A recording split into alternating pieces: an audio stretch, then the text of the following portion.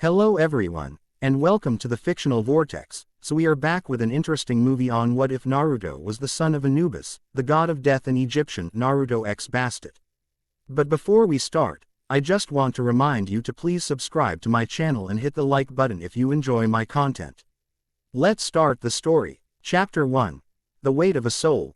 The reign over Konohagakure was not a cleansing force. It was a suffocating shroud, a week-long exhalation of gray misery that had seeped into the very timbers of the village, turning bustling streets into slick obsidian mirrors reflecting a perpetually overcast sky. It was a weeping that had no end, and it was a fitting atmosphere for the scene within the high walls of the Homura estate. The air inside was thick with the cloying scent of wet wool, ozone from a recent jutsu discharge, and something else, something metallic and acrid that clung to the back of the throat. It was the smell of a violated soul. Naruto Uzumaki stood just inside the doorway of the master study, his worn boots silent on the tatami mats. He was a splash of muted orange and black against the room's somber browns and creams. A flickering candle in a dreary tomb. His presence was an anomaly. At 12 years old, a genin fresh from the Wave mission, he had no business being at the investigation of a murder, especially not one of this caliber. The victim, Elder Homura Mitokado, lay slumped in his high-backed chair, not a single mark on his body. His eyes, wide and staring, were milky voids. His mouth was open in a silent scream that the oppressive humidity seemed to have smothered. The room was crawling with the elite. Anbu, cloaked and masked, moved like wraiths along the periphery, their chakra signatures controlled to a whisper. Jonin from the investigation and torture department were methodically, uselessly, examining the scene. They checked for poisons, for microscopic needles, for the telltale chakra residue of a genjutsu. They found nothing. They spoke in low, frustrated murmurs that the relentless drumming of rain against the paper screens almost drowned out. Naruto ignored them all. His focus was on something they couldn't see. To him, the room was not just a collection of objects and people, it was a canvas of spiritual effluence. Every living being possessed a core, a flickering light that was their soul. Most were simple, steady flames of white or pale yellow. The Anbu were tight, disciplined points of silver. But here, in this room, there was a stain. A deep, ugly smear of necrotic purple and black radiated from the corpse of the elder, a spiritual wound that had bled out, leaving the body an empty vessel. The stain was not just on the body, it was a trail, a series of faint, greasy footprints leading from the chair, through a now sealed window, and out into the rain-drenched village. Still nothing, Anko-senpai. A young Chunin asked, his voice tight with anxiety. The woman he addressed stood near the center of the room, arms crossed, her trench coat dripping onto the floor. Anko Mitarashi chewed on a dango skewer with a ferocity that suggested she wished it was the killer's neck. Her dark eyes, sharp and cynical, swept over the scene again, missing nothing and seeing nothing of value. Nothing but a dead mummy and a bunch of so-called experts tripping over their own feet, she bit out. Her voice a low, gravelly rasp. No forced entry, no poison, no residual chakra from any known jutsu. The Yamanaka clan's mind walkers felt nothing but a psychic scream and then, an abyss. It's like his soul was scooped out with a spoon. She flicked the skewer into a nearby bin with surgical precision. Hokage-sama must be getting desperate. Her gaze landed on Naruto, and the skepticism in her eyes was a palpable force. And here's the proof. Naruto didn't react. He was used to such looks. He had been a pariah for so long that scorn was like the air he breathed, necessary for others, unnoticeable to him. He simply continued to watch the invisible trail, his blue eyes narrowed, not with emotion, but with intense concentration. It was like trying to see a path made of smoke in a dense fog. The shoji screen behind him slid open with a soft hiss. Hiruzen Sarutobi entered, his Hokage robes seeming heavier, his aged face etched with a profound weariness that went beyond the late hour. The assembled shinobi bowed their heads in respect. Any progress, Anko? The Hokage asked, his voice a tired rumble. No, sir, Anko stated, her tone sharpening with professional respect. The scene is sterile, it's impossible. Hiruzen's eyes, old and knowing, passed over the frantic efforts of the investigators and settled on the still form of the genin in the corner. Naruto-kun, what do you see? The question silenced the room. The Anbu stiffened. The Jonin investigators paused, turning to stare with open disbelief. Anko arched a single, perfect eyebrow. Naruto didn't turn to face the Hokage. His gaze remained fixed on the invisible path. He wasn't the first, he said, his voice quiet but carrying with an unnerving clarity over the sound of the rain. Quote, "There have been 3 others in the last month. A merchant in the outer district. A retired shinobi near the north wall. A baker's wife. Their bodies were found the same way. Unmarked. Empty." Anko's eyes narrowed. Those were ruled as natural causes. Undiagnosed cardiac arrests. How do you know about them? I don't know, Naruto answered honestly, a flicker of frustration crossing his features. I feel, when I pass by the places they died, there's a cold spot. The same cold that's clinging to this room. He finally turned, his gaze meeting Hiruzen's directly. You knew. That's why you brought me here. Hiruzen Sarutobi did not flinch. He simply gave a slow, solemn nod. Your instincts, Naruto-kun, have often perceived things that even the Hyuga's Byakugan cannot. I was hoping you could sense a direction. The scoff from one of the Jonin was audible. Hokage-sama, with all due respect, you're betting the investigation on the instincts of a fresh genin. I am betting on results, Hiruzen said, his voice hardening with the authority that had led a village for decades. Something none of you have provided. Proceed, Naruto. Anko looked from the Hokage to Naruto, a strange X of irritation and burgeoning curiosity on her face. This wasn't the loud-mouthed, prank-pulling dead last the academy instructors had described. This was someone else entirely.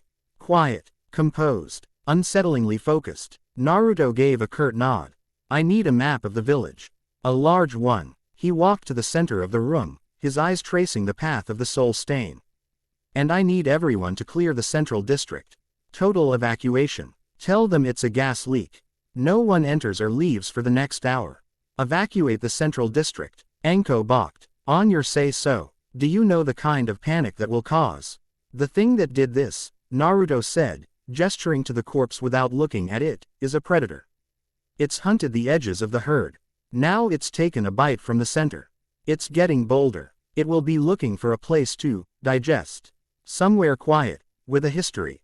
A place with its own cold spots. His eyes glazed over for a moment as he processed the faint signals. An old temple, a forgotten shrine, a cemetery. Hiruzen stared at the boy, then turned to his Anbu captain. Do it. Seal the central district. Anko, you are in command of the evacuation team. You have Naruto's full authority in this matter. Quote, Anko's jaw tightened, taking orders from a genin. It was insulting. It was absurd. But it was also an order from the Hokage, and more than that, the boy's bizarre confidence was a hook. It had snagged her professional curiosity. Fine, she grunted. But if this is a wild goose chase, brat, I'm personally using you for target practice. She turned and left, her subordinates scrambling to follow. Within minutes, the estate was a flurry of organized chaos as the order was disseminated. A large map was brought and unrolled on a low table. Naruto knelt before it, closing his eyes. He wasn't looking at the streets and buildings, he was sensing the spiritual geography of his village. The warmth of the academy, bustling with young, bright souls. The steady, powerful glow from the Hokage Tower. The deep, ancient reservoir of power from the Uchiha compound, now a cold, hollow ache. And then, the faint, scattered pockets of decay. Places of old pain, death, and memory. He let out a slow breath and placed a finger on the map. Here, the old Inari shrine, southeast of the market. It was decommissioned decades ago. He then placed 3 more fingers on different locations.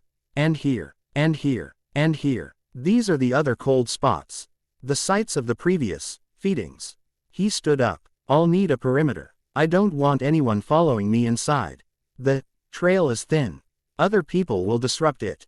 He looked at the Hokage. It's drawn to life force. Anyone with a strong signature will be a target. And you? Hiruzen asked, his voice laced with concern. A small, grim smile touched Naruto's lips.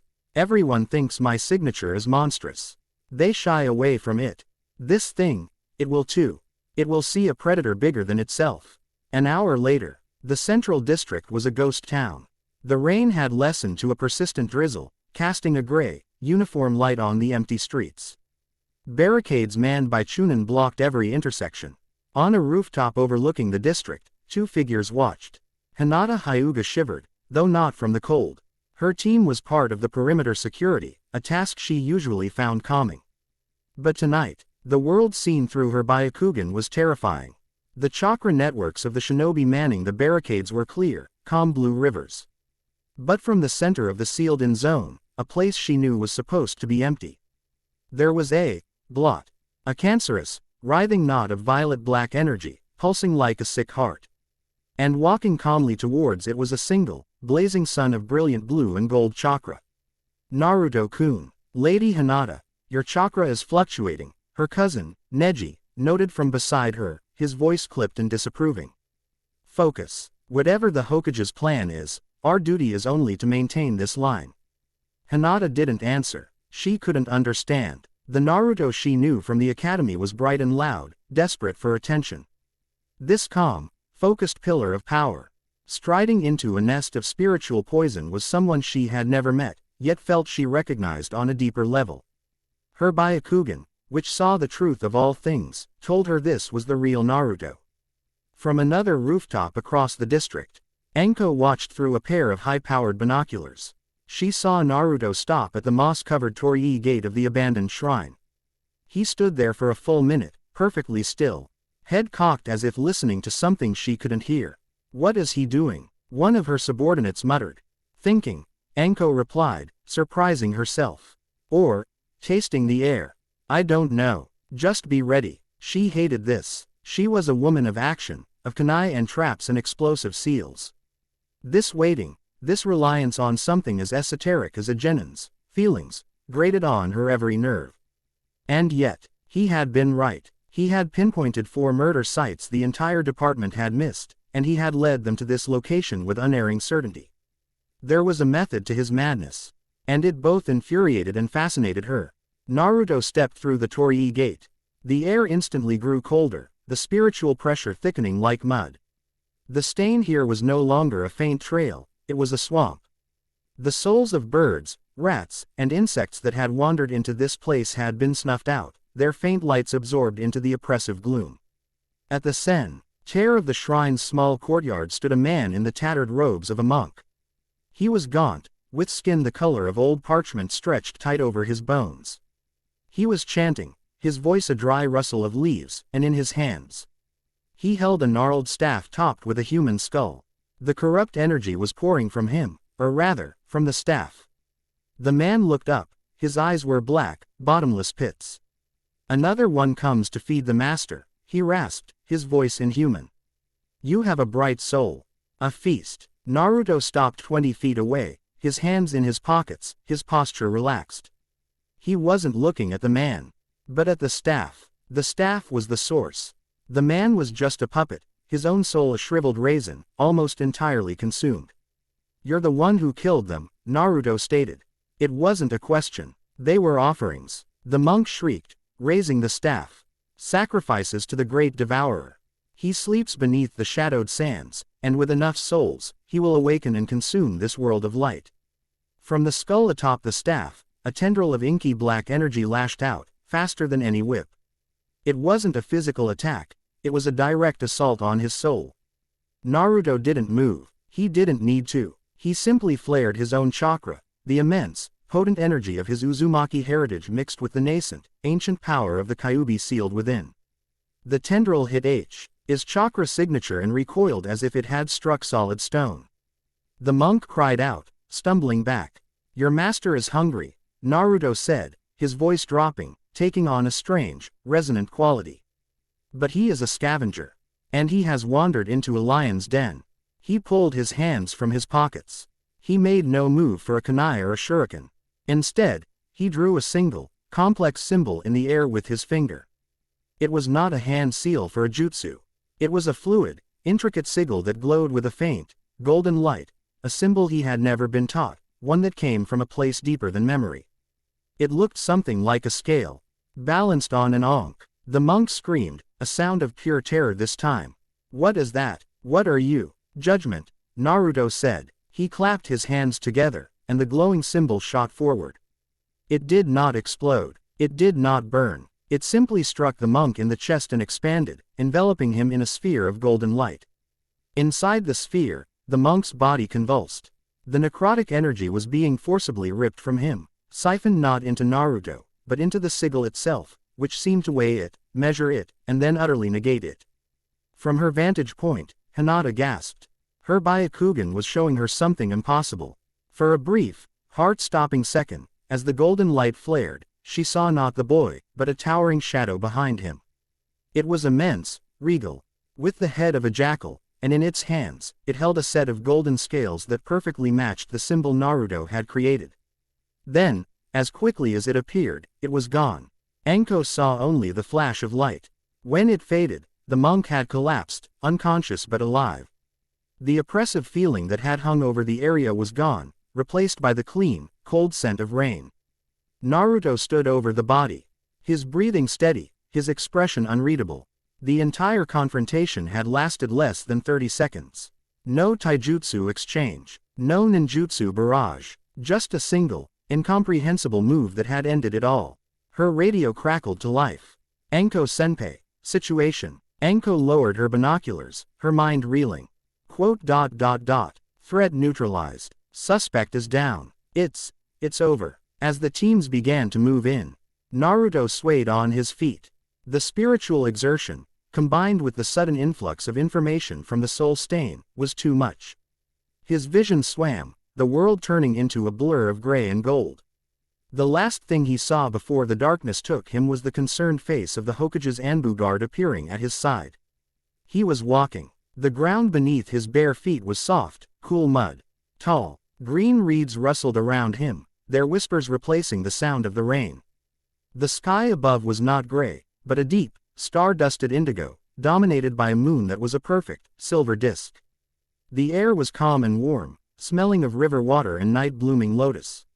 It was a place of profound peace. He was not afraid. This dream, this place, felt more real than the rain-soaked shrine had. It felt like home. Ahead, silhouetted against the silver moon, stood a figure. It was impossibly tall and slender, dressed in a simple white kilt and adorned with ornate golden armbands and a wide collar. Its body was that of a man, lean and powerful, but its head was that of a jackal, with long, elegant ears pricked, listening to the silence of the world. In one hand, it held a long, golden staff. Naruto stopped a respectful distance away, unafraid, only curious. The being's presence was overwhelming, an ancient, solemn power that felt like the quiet of a tomb and the gravity of a mountain. It was a power that resonated with the deepest parts of his own soul. The jackal-headed being lowered its gaze to meet his. Its eyes were not animalistic, they were intelligent, ancient, and filled with a sorrowful wisdom. When it spoke, the voice was not heard with his ears, but felt within his very being, a vibration that was both the deep bass rumble and the whisper of sand on stone. Son. The word was not a greeting. It was a statement, a confirmation of a truth he had never known but had always felt. It was the key to every strange instinct, every cold spot he had ever felt. Every bit of loneliness that had defined him. He was not just an outcast, not just a Jinchuriki. He was something more, something other. He looked at the god of his bloodline and, for the first time in his life, felt a sense of belonging so absolute it stole the breath from his lungs. The dream faded, the field of reeds dissolving back into the darkness of unconsciousness, but the single, world-altering word remained. Branded upon his soul. Chapter 1 End. Chapter 2. The Papyrus of Kushina. The first thing Naruto registered was the smell. It was a sterile, biting scent of antiseptic that scrubbed the air of all personality, a stark contrast to the rich, damp earth of the shrine. The second was the rhythmic, gentle beeping of a medical monitor, a sound that was supposed to be reassuring but felt like a cage. He opened his eyes to a world of white. White ceiling, white sheets, white walls. The Konoha General Hospital. A profound sense of disappointment washed over him. He had been somewhere else. Somewhere. Real. He's awake. The voice was low and gravelly, cutting through the clinical quiet. Anko Mitarashi sat on a stool in the corner, her trench coat swapped for a standard Jonin flak jacket. She wasn't looking at him, but at a report in her hands, though her attention was palpable. Beside his bed, Hiruzen Sarutobi sat in a more comfortable chair, his Hokage hat resting on a nearby table. The deep lines on his face seemed to have been carved by concern. Naruto-kun, how do you feel? Naruto pushed himself up, ignoring a dull throb behind his eyes. The physical exhaustion was a distant echo compared to the monumental shift that had occurred within him. The dream, the presence, the word, son. I'm fine, Hokage-sama, he said, his voice a little rough. The suspect, in custody, Enko supplied without looking up. A former monk from the Fire Temple, excommunicated for practicing heretical arts. The staff he carried was an artifact designed to siphon life force. He's catatonic. The I&T department can't get a thing out of what's left of his mind. You didn't just knock him out, brat. You erased him. She finally looked at him, her dark eyes sharp with a predatory curiosity. What was that jutsu? Naruto swung his legs over the side of the bed, testing his balance. He felt solid, grounded. It wasn't a jutsu. Don't play games, Enko snapped. I saw the light. No hand seals. No chakra buildup I could recognize. It wasn't ninjutsu, it wasn't genjutsu, and you were 20 feet away, so it wasn't taijutsu. So, I'll ask again, what was it? Naruto met her gaze, his own calm and unyielding. I judged him. The simple, absurd statement hung in the air. Enko's jaw tightened, a muscle twitching in her cheek. She clearly thought he was mocking her, but Hiruzen held up a hand. His ancient eyes fixed on Naruto's. He saw something in the boy's placid expression that went beyond defiance. It was certainty. The important thing is that a threat to the village has been neutralized.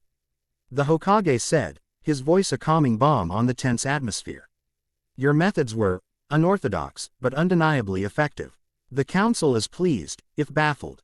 Naruto ignored the praise. His mind was elsewhere, connecting the events of the last day to the revelation in his dream. He needed answers, not accolades. Hokage-sama, he began, his tone formal, I want access to the Uzumaki clan archives. Quote, the request was so far removed from what Hiruzen had expected that it took him a moment to process. The archives. Why the sudden interest, Naruto-kun?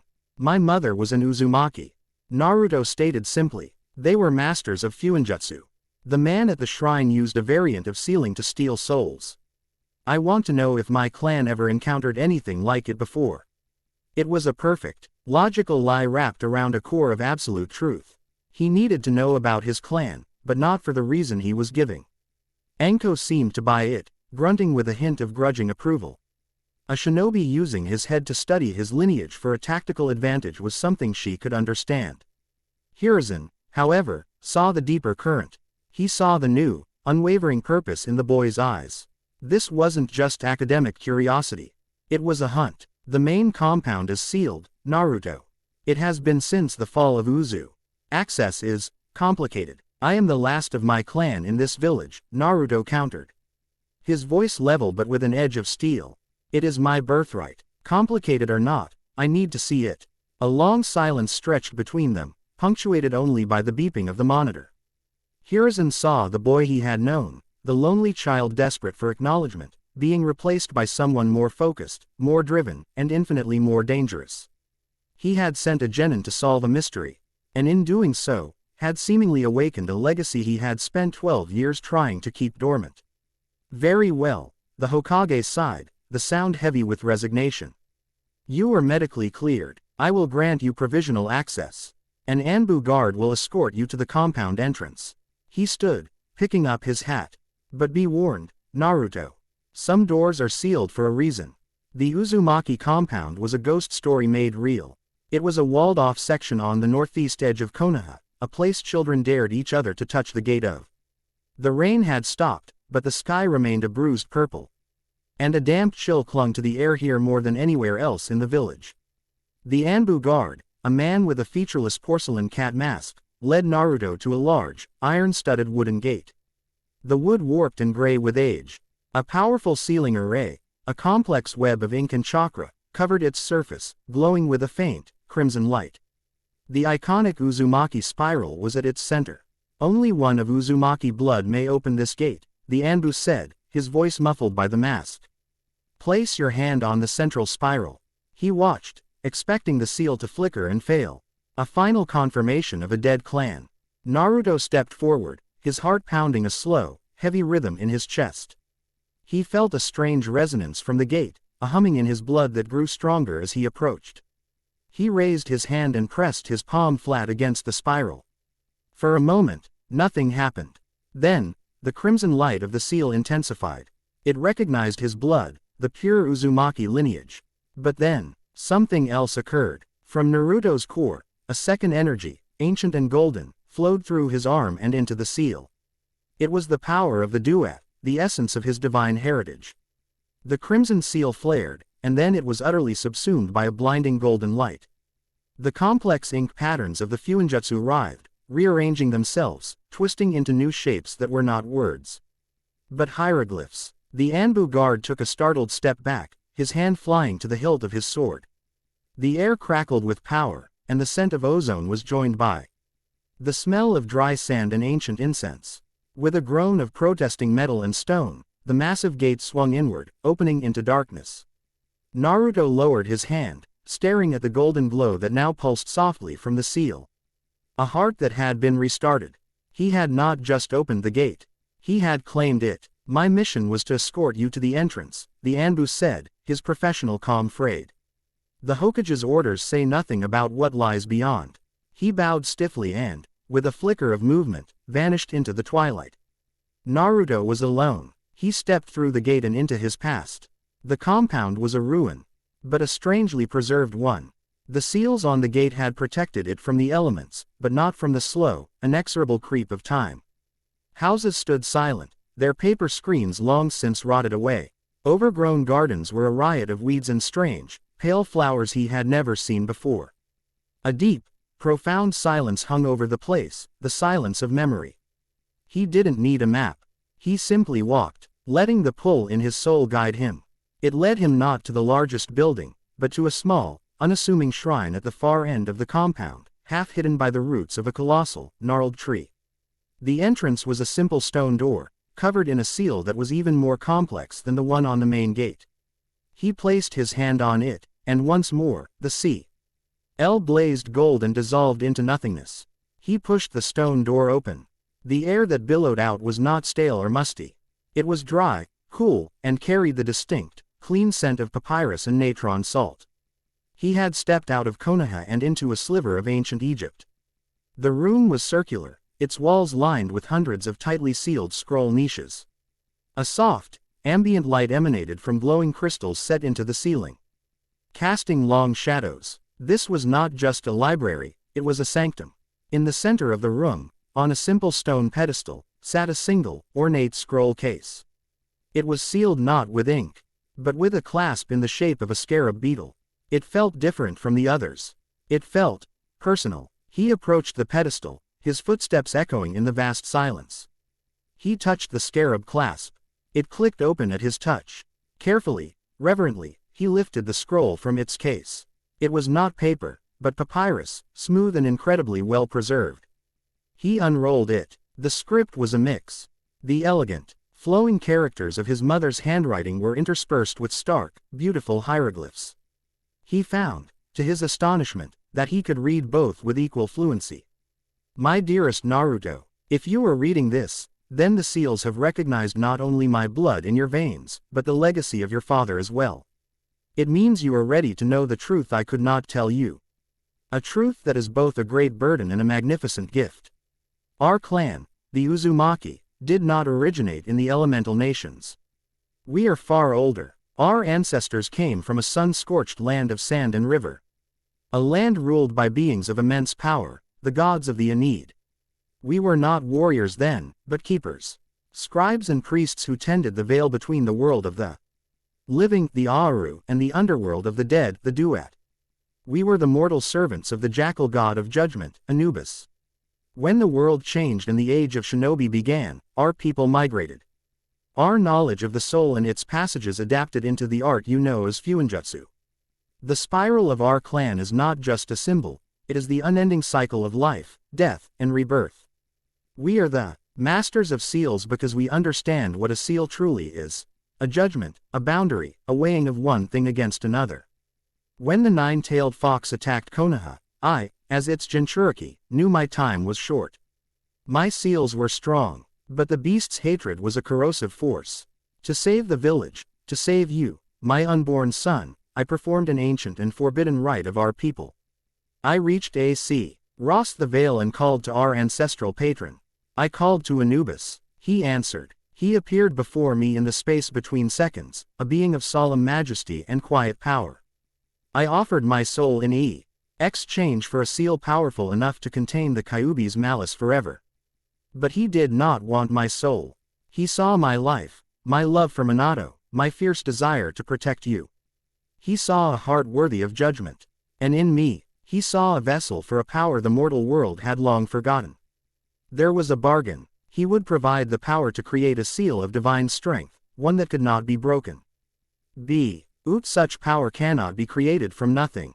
It required a union, a bridge between the divine and the mortal. A child, Naruto, your father, Minato Namikaze, loved you with all his heart. He is your Ather in spirit and in every way that truly matters. But your blood, your essence, is a mingling of two worlds. You are my son, and you are the son of Anubis, the god of death and the underworld. That is why the Kyuubi was sealed within you. Your very nature, a balance of life and death, makes you the only vessel capable of containing its pure chakra without being consumed. You are the perfect seal. Naruto's hands trembled, the papyrus crinkling under his grip. He sank to his knees, his mind reeling. All the pieces of his life, the loneliness, the strange instincts, the villagers, fear that went beyond his status as a Jinchuriki. The immense power he felt but couldn't explain, slammed into place. The dream had not been a dream. It had been a memory. A greeting. He read the last lines, his scion blurred with tears he refused to let fall. This is a dangerous heritage, my son. The other gods may see you as a threat, an anomaly. Mortals will not understand, but know this. You are not a monster. You are not a demon. You are a bridge, a guardian, a judge. You carry within you the life force of the Uzumaki and the solemn authority of the duet. You are proof that life and death are not opposites, but two sides of the same eternal truth. Be wise, be just, be strong, and know that I love you, always. Your mother, Kushina Uzumaki. He finished reading. The scroll rolled itself shut in his lap. The silence of the sanctum returned. Deeper now, filled with the weight of revelation. A single, hot tear traced a path down his cheek. He wasn't crying from sadness or from joy. It was the release of a tension he had carried his entire life, the ache of a question he never knew how to ask. Who am I? Now he knew, as the emotional and spiritual energy flooded through him, grief for the mother he never knew. Awe at the father he now had, the sheer, staggering weight of his new reality, the power inside him flared. It was not the hot, angry red of the Kyuubi. It was a cool, controlled, immense avenue of golden and black energy that radiated from him, causing the very shadows in the room to writhe and deepen. The flare was a beacon in the spiritual darkness, a lighthouse lit for the first time in centuries. The deepest shadow in the corner of the room, a patch of darkness untouched by the glowing crystals, began to move.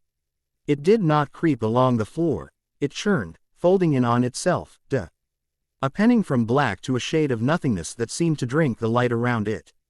From this void, a figure coalesced, emerging with the fluid grace of smoke-taking form. She was tall and slender, with skin the color of burnished bronze. Her eyes were the most striking feature, shaped like a cat's, a vibrant, molten gold with slitted pupils.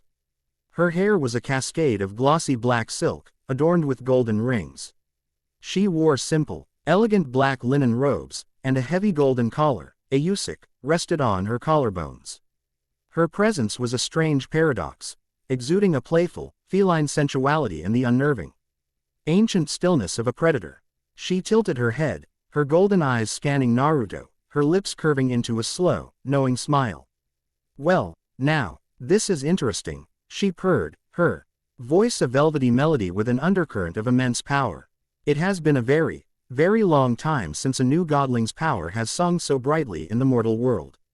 Naruto was on his feet in an instant, the scroll clutched in his hand. He felt no immediate threat from her, but the sheer, ancient pressure of her being was immense, dwarfing even the Hokages. Who are you? He asked, his voice steady. The woman took a slow, deliberate step forward, her movements a silent, liquid dance. Names are powerful things, little one. It is rude to ask for one without offering your own, though in your case. She tapped a single, long finger against her chin.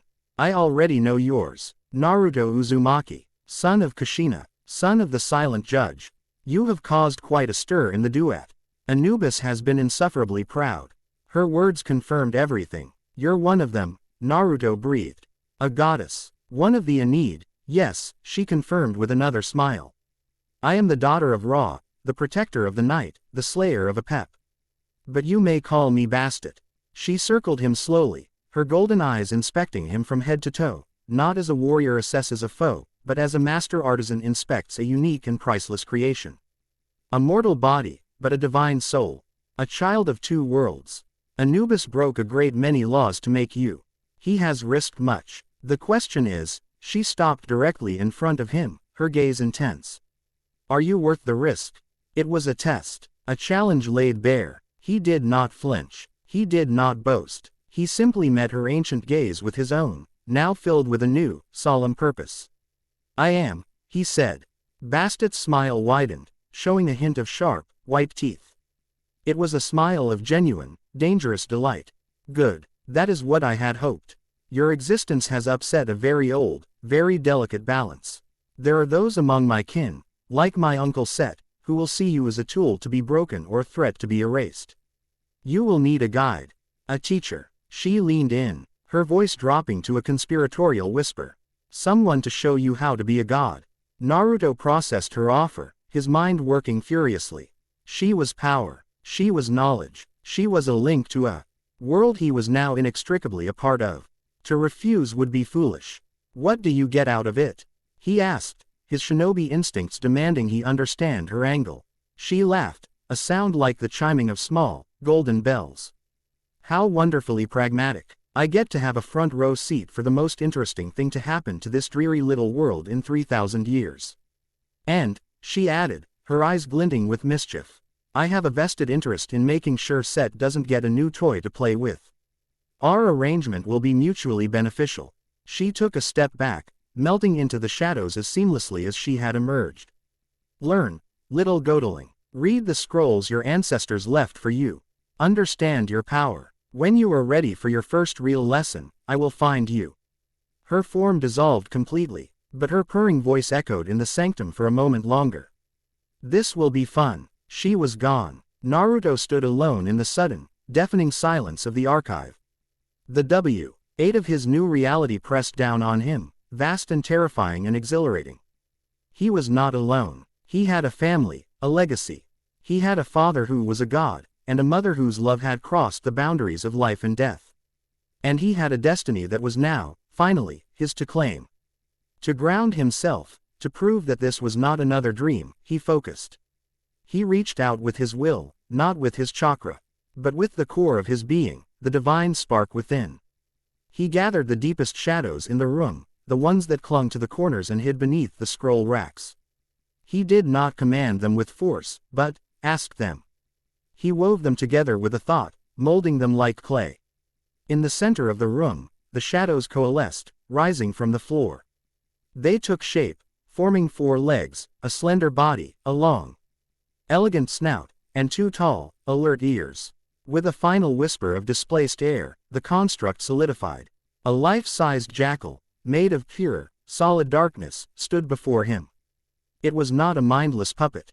It sat on its haunches and watched him, its intelligent, glowing golden eyes filled with unwavering, silent loyalty. Naruto reached out and tentatively placed a hand on its head. The shadow felt solid, cool, and real. It leaned into his touch. He had done it. It was his first conscious act as the son of Anubis. He was not just Naruto Uzumaki anymore. A new path, shrouded in shadow and illuminated by divine light, stretched out before him. Chapter 2 End. Chapter 3. The Market of Whispers. Weeks passed. The world did not stop spinning, but for Naruto, it had been remade. The gray skies of Konoha seemed less oppressive, the sunlight sharper. He saw the world through new eyes, literally. The faint auras of life force he had always perceived were now clearer, more defined.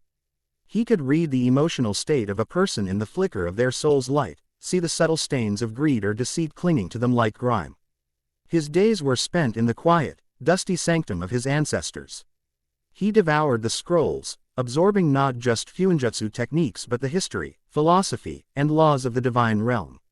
He learned of the Aeneid, of Ra's eternal war with the serpent Apep, of Isis's cunning, and Set's chaotic, ambitious cruelty. He learned that his father, Anubis, was not a god of evil, but of order, the solemn, necessary judge who maintained the balance between the terminus and the threshold. His nights were spent in practice. He learned to not just command the shadows, but to listen to them. They were a part of the veil, the liminal space between worlds. And they whispered secrets to him. He could step into one shadow and emerge from another 50 feet away. He could weave them into blades harder than steel or shrouds that made him invisible to all but the most perceptive eyes. The jackal of solidified darkness was his constant companion in the archive, a silent, loyal sentinel. Bastet was an intermittent, infuriating, and indispensable presence. She would appear without warning, a whisper of cinnamon and desert night, to watch him train. She never gave straight answers, preferring to respond to his questions with more questions, forcing him to find the solutions himself. She would lounge atop a stack of scrolls, tailing a finger through the dust, offering cryptic critiques. Your form is clumsy, little one. You are trying to force the shadow. You must invite it. Or, that seal is technically perfect, but it has no soul. Judgment without intent is merely an equation.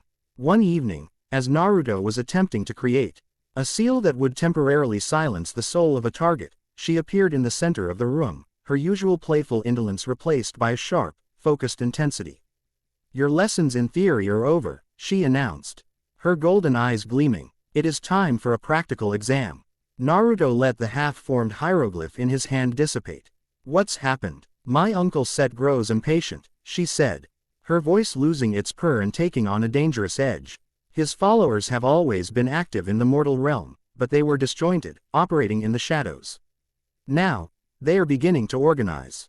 One of his chief agents, a mortal who dabbles in the arts of preservation and reanimation, is attempting to create a shortcut to divine power. She projected an image into the air between them. It was a man with silver hair and glasses, his smile a mask of pleasantry that did nothing to hide the cold, calculating void in his soul that Naruto could now clearly perceive even in the projection. His name is Kabuto Yakushi, a former shinobi of Konoha, now a loyal dog of the serpent, Orochimaru. But his true allegiance is to the Red Lord of the Desert. He is an alchemist of flesh, and he believes that by collecting enough unique life essences, he can create a vessel worthy of a shard of Set's power. Where is he? Naruto asked, his voice calm. Bastet's smile returned, sharp and predatory. A wretched hive of scum and villainy. A place where anything can be bought or sold, including lives. Welcome to Tanzaku Quarters. Tanzaku was an assault on the senses. It was a city of paper lanterns and perpetual twilight. Its narrow streets choked with a cacophony of sounds. The clatter of dice from gambling dens, the shrill music of pipes from hidden establishments, the constant, multilingual babble of merchants, mercenaries, and spies haggling over everything from information to human lives. The air was a thick soup of smells, sizzling yakitori, cloying perfume, stale sake, unwashed bodies, and the sharp, metallic tang of spilled blood. To most, it was chaos. To Naruto, it was a symphony of data. He walked through the crowds not as a Konoha shinobi, but as just another face, his bright orange jacket swapped for a simple, dark gray tunic and pants. Bastet walked beside him, her divine form veiled in a glamour that made her appear as a striking but mortal woman in an elegant, foreign dress. To Naruto's soul sight, however, she was a coiled black panther made of starlight, and the avaricious, hungry souls of the men who stared at her recoiled from a power they could feel but not comprehend. She, for her part, was enjoying herself immensely. Oh, I remember places like this, she mused, plucking a candied fruit from a vendor's stall and leaving a gold coin that made the man's eyes bulge. The sheer, unadulterated mortal desire. It's so vibrant. It's a cesspit, Naruto countered quietly, his eyes scanning everything, cataloging exits, noting the chakra signatures of the shinobi guards on the rooftops. Seeing the rot in the souls of the slave traders operating in plain sight. One man's cesspit is another's vibrant ecosystem, Bastet retorted, biting into the fruit. Your first lesson, little Godling. Perspective. Now, where would a man who deals in rare and forbidden things set up his auction? This was her test. She knew the answer but wanted to see his process. He closed his eyes for a moment, letting the sensory overload fade. He focused on the spiritual effluence of the city. He was looking for a specific flavor of corruption, not the simple greed of a pickpocket, but the cold, methodical, soul-twisting ambition he had seen in Kabuto's projection. Not in the main market, he murmured. Too public. He needs privacy and security. He pointed down a side alley. There. That gambling house. The owner's soul is black with avarice, but it's stable. He's a businessman, but the guards on his roof are not his own. Their souls have a different taint. A fanatical one. And there is a psychic screen around the third floor, meant to block sensory ninja. Bastet arched an eyebrow, impressed. Very good. You see beyond the veil. How do we get in? We don't, Naruto said. Not yet. He created a single, flawless shadow clone, which gave him a nod and melted into the shadows of the alley. He'll go in. We'll watch. They found a small, quiet tea shop across the street, taking a table in a dark corner that gave them a clear view of the gambling house's entrance. The clone, hidden in the umbral plane, could move through the building unseen and unheard, a ghost made of shadow, feeding Naruto a constant stream of information. He saw through his clone's eyes. The raucous lower floors, the opulent but secure second floor for high-stakes games, and the heavily guarded third floor. The clone slipped through the wall and into a large, smoke-filled room. A dozen of the most unsavory characters Naruto had ever seen, missing nin, corrupt merchants, rogue samurai, were seated before a small stage. Kabuto stood to one side, smiling his false smile. The auction was already in progress. They were selling cursed weapons, forbidden jutsu scrolls, and rare poisons. Then, a large cage was wheeled onto the stage. Inside was a girl with fiery red hair, bound and gagged, her eyes blazing with a furious, defiant hatred that even her captors seemed wary of. Naruto's posture straightened. He recognized her from the bingo books. Chiyuya, one of Orochimaru's elite Sound 4. And for our final item, Kabuto announced smoothly, a truly unique specimen. A vessel of pure sonic potential. Her chakra can be molded to produce genjutsu of unparalleled power, or, with the proper ritual application, it can be used to shatter the very gates of the soul. A key, for those with the ambition to use it. Naruto's hands clenched into fists under the table. Bastet watched him, her playful demeanor gone, her golden eyes narrowed. Set's followers believe sound is a primal frequency that can unravel the laws of creation, she whispered. They would unmake her, note by note, to use her power. Before Naruto could formulate a plan, a new variable entered the equation. A squad of 4 shinobi dropped silently onto the roof of the tea shop. Naruto felt their chakra signatures instantly. Konoha. He focused, extending his senses, and his eyes widened slightly. The lead signature was familiar. Spiky, wild, and tinged with the bitter taste of a powerful curse. Anko. Well, Bastet murmured, taking a delicate sip of her tea. The exam just became more complicated. What now, Judge? Naruto took a steadying breath. Panic was a luxury. Chaos was a ladder. The direct approach is out.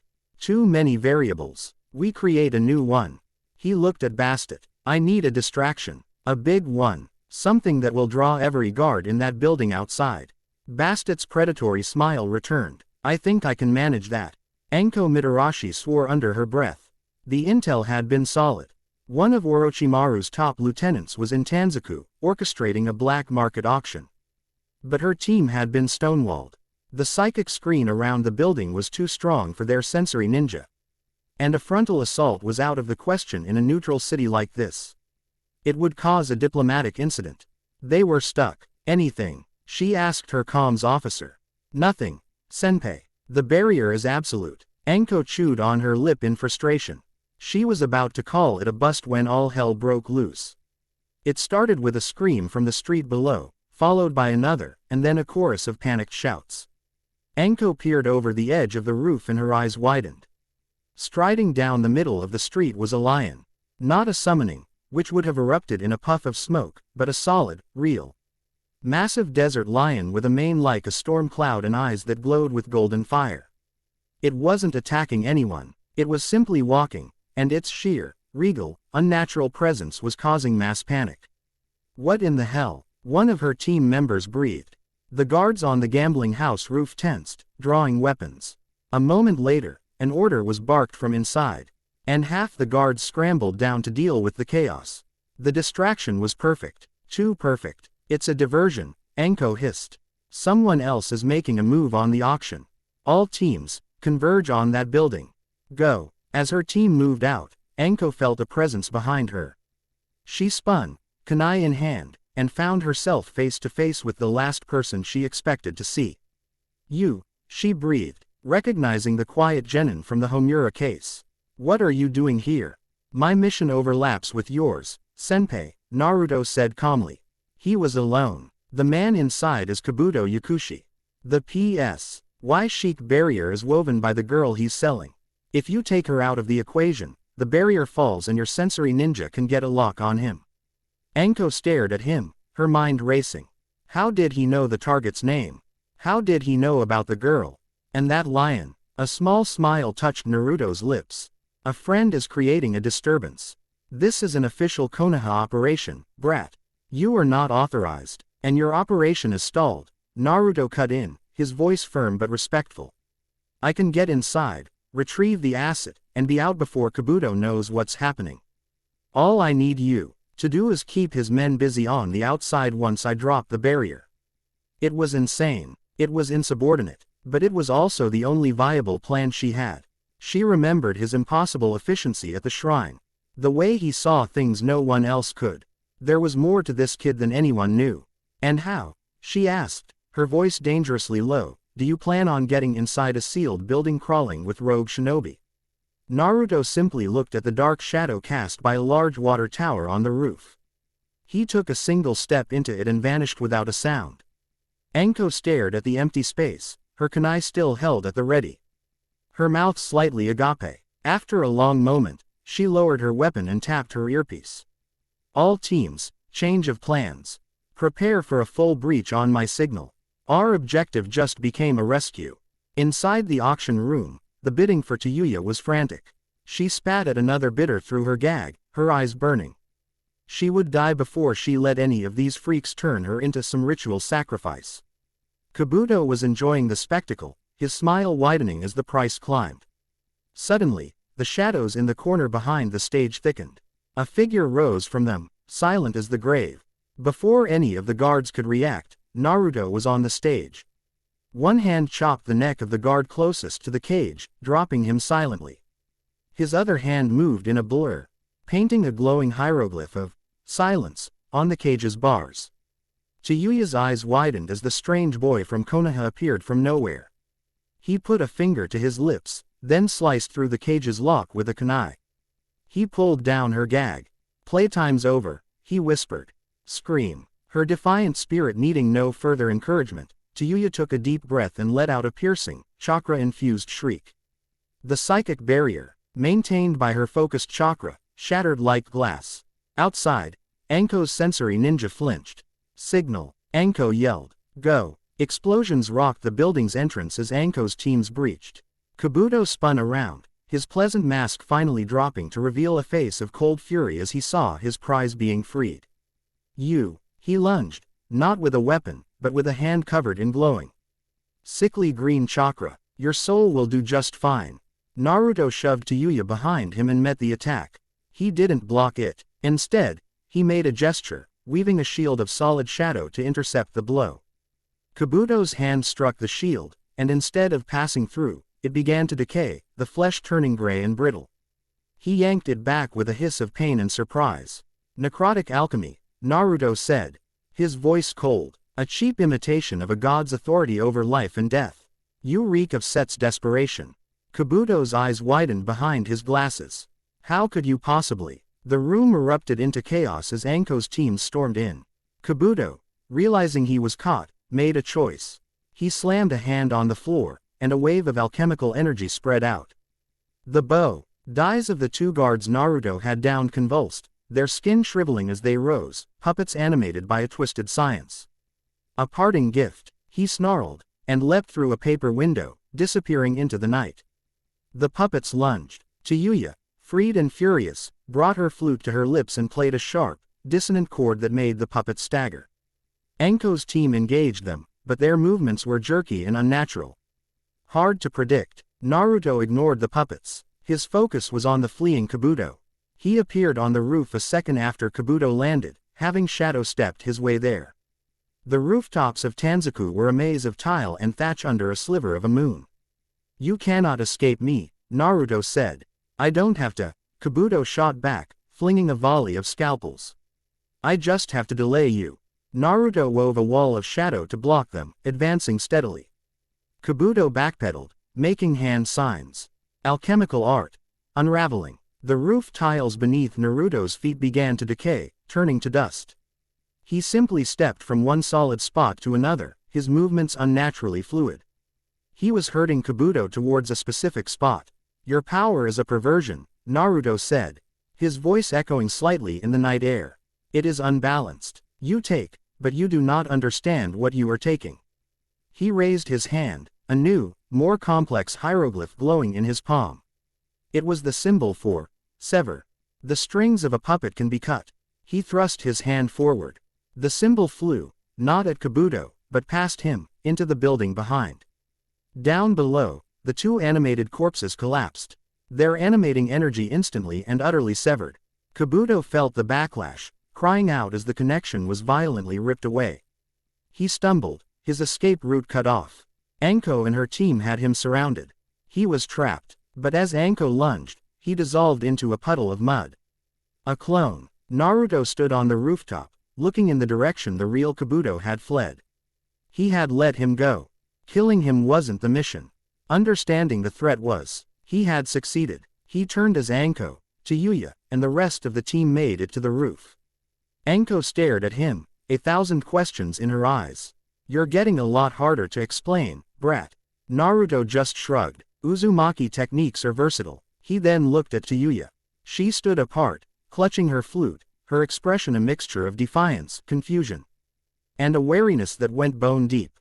She was a tool who had just been stolen by a different stranger. "What do you want?" She spat, her voice raspy. "Gonna take me back to Konoha and lock me in a cage?" "No," Naruto said, his voice surprisingly gentle. "What Orochimaru and Kabuto wanted from you was your sound. Your music. They see it as a tool. A key. But they're wrong." He took a step closer. "It's not a tool, it's your voice. They wanted to use it. I want to hear what you have to say." He extended a hand. "You're free. You can run, try to survive out here on your own. Or you can come with me. Not as a prisoner, not as a tool. As an artist who needs to learn how to control her instrument. The choice is yours." Chiyuya stared at his outstretched hand, then at his face. She saw no deception in his eyes, no greed. She saw a strange, solemn calm she had never encountered before. She saw an offer that was both terrifying and more tempting than anything she had ever known. Freedom. Purpose. A choice. Chapter 3 End. Chapter 4. A Game of Scorpions and Lions. The journey to Sunagaku was a study in subtraction. The lush, vibrant greens of the land of fire bled away, replaced by hardy scrub. Then ochre-colored earth, and finally, endless waves of sand that rose and fell like a slumbering, golden beast. The heat was a physical presence, a weight on the air that shimmered and distorted the horizon. For the Konoha contingent, it was an oppressive, alien environment. For Naruto, it felt like a homecoming he'd never had. The dry air, the relentless sun, the vast, open sky, it resonated with a part of his soul that had been dormant. It was the land of his father's kin, a place of stark, brutal beauty. He felt the ancient, sleeping power of this place, the dormant divinities of the desert. And they seemed to acknowledge him in the whisper of the wind. Their delegation was an unusual one. Led by the Jonin Asuma Sarutobi, it included several genin teams for the exams, but its core was political. Konoha, still politically wounded from Orochimaru's defection, and Suna, economically crippled by a faithless fire daimyo, were two powers in desperate need of a stable alliance. The Chunin exams were the stage for this high-stakes negotiation. Naruto's inclusion in the diplomatic envoy had caused a minor uproar in the Konoha Council. Hiruzen had been firm. Quote, Naruto Uzumaki has demonstrated an unprecedented ability to analyze and resolve complex situations that defy conventional shinobi methods, he had stated, his words silencing all dissent. Even more controversial was the presence of Tayuya. She walked beside Naruto, her fiery red hair a defiant splash of color against the pale sand. She was not a prisoner, but a ward of Konoha under Naruto's personal responsibility, a political refugee. Her presence was a statement. Konoha could redeem even its enemies. In truth, it was a test of trust between her and Naruto. She was still abrasive, cynical, and foul-mouthed. But the ever-present fury in her eyes had been banked, replaced by a wary, watchful curiosity. She observed Naruto constantly, trying to understand the quiet, unnerving boy who had offered her a choice instead of a chain. As they passed through the immense cleft in the rock that served as Sunagaku's gate, Naruto's soul sight flared. The village was a marvel of architecture, building NGS carved from the living rock of the crater it occupied. But spiritually, it was a village under siege from within. He could feel the pervasive anxiety of the populace like a low hum, the desperation of the shinobi like a sharp, sour tang. And beneath it all, he sensed a familiar stain, the cold, ambitious corruption of Set's influence, woven into the very fabric of Suna's leadership. It was not a blatant infection, but a subtle, cancerous whisper in the ear of a desperate king. They were met by their counterparts, a stern jonin named Baki, and the Cage's children. Konkuro, with his puppeteer's arrogance and face paint. Gaara, a terrifying vortex of murderous instability whose soul was a screaming sandstorm of pain, hatred, and the caged fury of the one-tailed Shukaku. Naruto's eyes met the unstable Jinchurikis for a moment, and for the first time, Gaara saw someone who didn't flinch, who didn't look at him with fear or pity, but with a profound, solemn understanding that was almost more unsettling. And then there was the third sibling. Temari. She stood with her arms crossed, a massive folded fan strapped to her back, her teal eyes sharp and analytical. Her soul was a blade of honed steel, proud and sharp. But Naruto could see the stress fractures running through it, the immense pressure of her duty to a village on the brink. She looked at the Konoha delegation with disdain, her gaze lingering on Naruto with dismissive curiosity. Who was this genin, standing with the jonin and diplomats as if he belonged? Welcome to Sunagaku, she said, her voice carrying the dry heat of the desert wind. Try not to melt. The opening diplomatic sessions were a disaster. The Suna Council, led by a wizened, respected elder named Yura, was intransigent. They spoke of Konoha's historical arrogance, of the fire daimyo's betrayal, of Suna's strength and self-reliance. It was all a front. Naruto, sitting silently in the back of the chamber, could see the truth in their souls. Yura's soul, in particular, was the source of the subtle corruption, a knot of ambition cleverly concealed beneath a veneer of patriotic duty. He was poisoning the well, expertly manipulating the Cage's desperation and pride. That evening, Naruto sought out the Cage's daughter. He found Temari in one of Suna's vast archives, a library carved into the rock, filled not with scrolls, but with thousands of clay tablets. You should not be in here, she said without looking up from the tablet she was studying. I'm told this is the archive of the old way, Naruto said, ignoring her dismissal. That these tablets speak of Suna's history before the founding of the hidden villages. This gave her pause. She turned, her eyes narrowed. What would a leaf nin care about our history? Your history is the history of this desert. Naruto replied, running his fingers over the cool, carved surface of a nearby tablet. And this desert has seen more than just shinobi. It has seen gods. Temari's professional mask cracked for a second, replaced by genuine surprise. You speak of the old faith. The desert spirits. Those are children's stories, are they? Naruto countered. He pointed to a recurring symbol on the tablets. That symbol, the scorpion with the sun on its back, represents the guardian beast of your first cage. But in the old faith, it was the sigil of Serket, the goddess who guarded the passages of the dead. Your village draws its strength and its traditions from a power far more ancient than you realize. To ignore that history, to pretend it's just a story, is to cut yourself off from your deepest roots. He was not just quoting facts he'd learned. He was speaking with the innate authority of his heritage, the knowledge of the gods flowing through him. Tamari was speechless. No outsider had ever shown such a profound, intuitive understanding of her culture. She had dismissed him as an arrogant genin, but the boy before her spoke with the quiet wisdom of a scholar. "Who are you?" she asked, her voice barely a whisper. "Someone who believes that a tree with deep roots can weather any storm," he said, meeting her gaze. "Even the one your council is trying to create." Their intellectual sparring continued over the next few days. The first 2 stages of the exams proceeded, a brutal test of survival in the desert and a chaotic battle in a sealed fortress.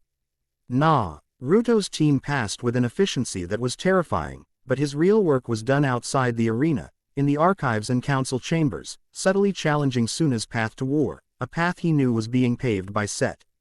He and Tamari developed a rivalry born of intellect, their sharp debates on politics, history, and strategy echoing in the stone halls. He found her mind to be as sharp in danger. Aus as the wind scythe jutsu she was famous for. She found him to be an infuriating, unpredictable, and brilliant enigma. The final round pairings were announced. Naruto vs. Tamari. The village buzzed with anticipation. It was seen as the symbolic clash between the 2 villages. They met not in the main stadium, but in a special chamber deep beneath the Cage's tower. The final test for those with command potential was not a brawl.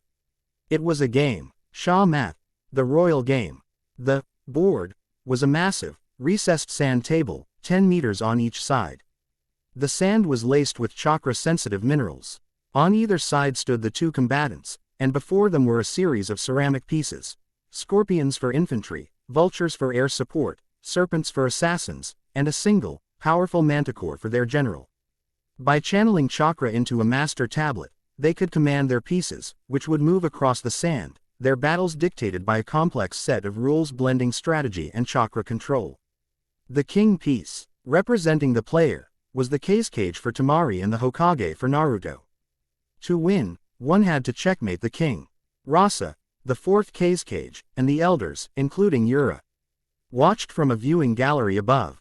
"The girl will crush him," Yura commented placidly. "Tamari is a master of this game. She has her father's strategic mind." Rasa merely grunted, his eyes fixed on the board, his desperation making him hope for a Suna victory as a sign of their strength. The game began. Tamari was a force of nature. Her strategy was aggressive, a textbook Suna assault, a massive, overwhelming frontal attack designed to shatter the opponent's defenses. It was powerful, logical, and utterly predictable. Naruto's response was bizarre. He retreated. He sacrificed his scorpion infantry, letting Tamari's forces advance, taking control of the board. He seemed to be collapsing, his pieces being picked off one by one. The Suna elders smirked. Tamari felt a flicker of disappointment. She had expected more of a challenge from the boy who debated with such fire. "He's a fool," Yura murmured. "All talk, no substance." But Naruto was calm, his eyes half closed as he focused on the flow of the battle. He was not just playing the game. He was reading the soul of his opponent's strategy. Tamari was proud. She was direct. She would never countenance a feint or a dishonorable tactic. She believed in overwhelming strength. So he had given her what she wanted, the illusion of a total victory. Then, he made his move. A single serpent piece he had seemingly abandoned on the far flank of the board. A piece Tamari had dismissed as irrelevant, suddenly shot across the sand. It was a move that should have been impossible, a violation of the rules. "A legal move," one of the elders shouted. "No," Tamari breathed, her eyes wide with shock.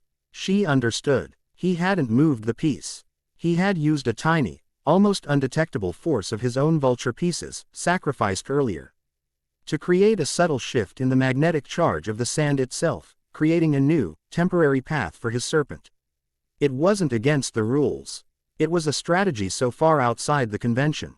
Al thinking that no one had ever conceived of it. His serpent wasn't an assassin. It was a key. Its movement triggered a cascade. The few pieces Naruto had left, which had seemed to be in a disorganized retreat, were now revealed to be part of an intricate, devastating net. Tamari's forces, overextended and deep in his territory, were suddenly cut off from their supply lines. Her manticore was trapped. Her king was exposed. In 3 more moves, it was over. His single, remaining vulture piece stood before her defenseless cage. Checkmate. Silence reigned in the chamber. The elders stared, dumbfounded. Rasa leaned forward, his eyes wide with disbelief. Tamari looked at the board, then at Naruto, her expression a mix of humiliation, fury, and for the first time, a sliver of profound, unadulterated awe. He had not just beaten her. He had redefined the entire game. How? She asked, her voice tight. You saw the board as a battlefield, Naruto said quietly. I saw it as a river. You defeat a river by standing against its current. You redirect it. He bowed his head slightly. It was a good game. The victory sent a shockwave through the Suna leadership.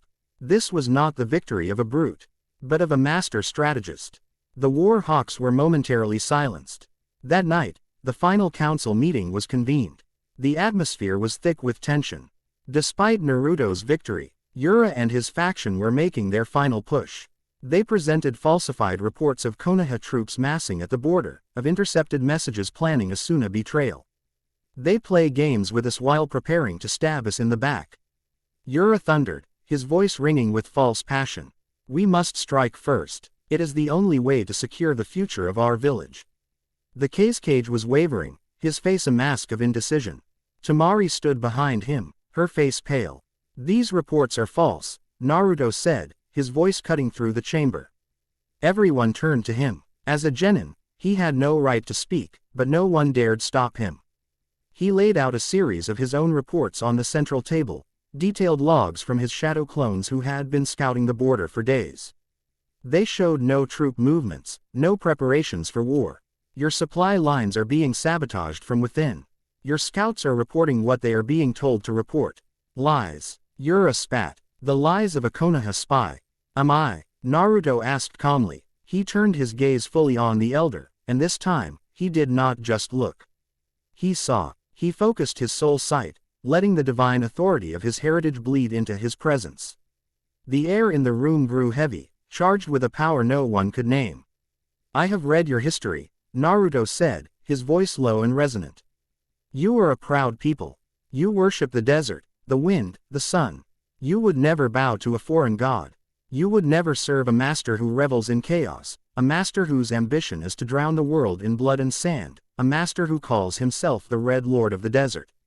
Yura's soul screamed. To Naruto, it was as loud as to Yuya's shriek, a violent, panicked convulsion of pure terror. To everyone else in the room, it was invisible. But the physical tells were there.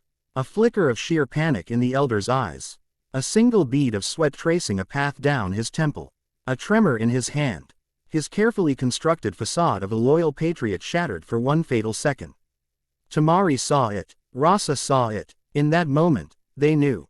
Naruto hadn't just presented evidence. He had passed judgment. Yura tried to recover, to bluster, but it was too late. The cage rose, his face a thunderous mask of rage at the betrayal. Anbu, seize him. The plot unraveled. The invasion was averted. The truth, that Konoha sought a true partnership, was laid bare. Later that night, as the new moon hung in the star-dusted desert sky, Tamari found Naruto standing on the highest rampart of the village, looking out at the endless sea of sand. You knew, she said. It wasn't a question. All of it. You knew from the moment you arrived. I knew something was wrong, Naruto corrected. I only found the proof today. She stood beside him, the wind whipping. Strands of her blonde hair across her face. The animosity was gone, replaced by a deep, challenging respect. That game, and the council meeting. You don't think like a shinobi. I think like an Uzumaki, he said, offering a half-truth. No, she countered, her teal eyes sharp and probing. It's more than that. When you spoke to Yura, it felt like the whole desert was holding its breath. She shook her head. Konoha sent a lion disguised as a lamb to negotiate with the scorpions. Naruto just looked out at the vast, silent desert. Lions and scorpions can share the same oasis, he said, as long as they respect each other's strength. Tamari was silent for a long time, watching him. She had been tested against him and found wanting. She had been saved by him. He was a mystery, a puzzle she desperately wanted to solve. And for the first time, she felt a stirring of something that went far beyond mere respect. It was the dangerous, thrilling attraction of one apex predator to another. Chapter 4 End. Chapter 5. The Harmony of Dissonance. Konoha in the summer was a village holding its breath. The oppressive humidity of the day gave way to evenings thick with the scent of jasmine and the chirping of cicadas. A fragile peace had settled in the wake of the successful Chunin exams and the formalization of the Suna alliance. Naruto's name was now spoken with a new, grudging respect in the village's corridors of power. He was no longer just the pariah Jinchuriki, he was the prodigy strategist, the hero of the Suna summit. To Naruto, the accolades were meaningless background noise. He had found his purpose not in the village's esteem, but in the silent, stone sanctum of his ancestors. He had a duty, a legacy to understand, and a growing circle of complicated people who, for reasons he was still trying to fathom, had tethered their fates to his. Tonight was the night of the Tanabata festival. The main streets of Konoha were a riot of color and sound, streams of people flowing in between stalls selling candied apples and masks, their laughter echoing into the warm night. But Naruto was far from the celebration, in a secluded training ground on the village's edge. Training Ground 7 was a place of quiet memory. A clearing surrounding a placid koi pond, the water a dark, reflective mirror for the star-dusted sky. This was where he had chosen to work.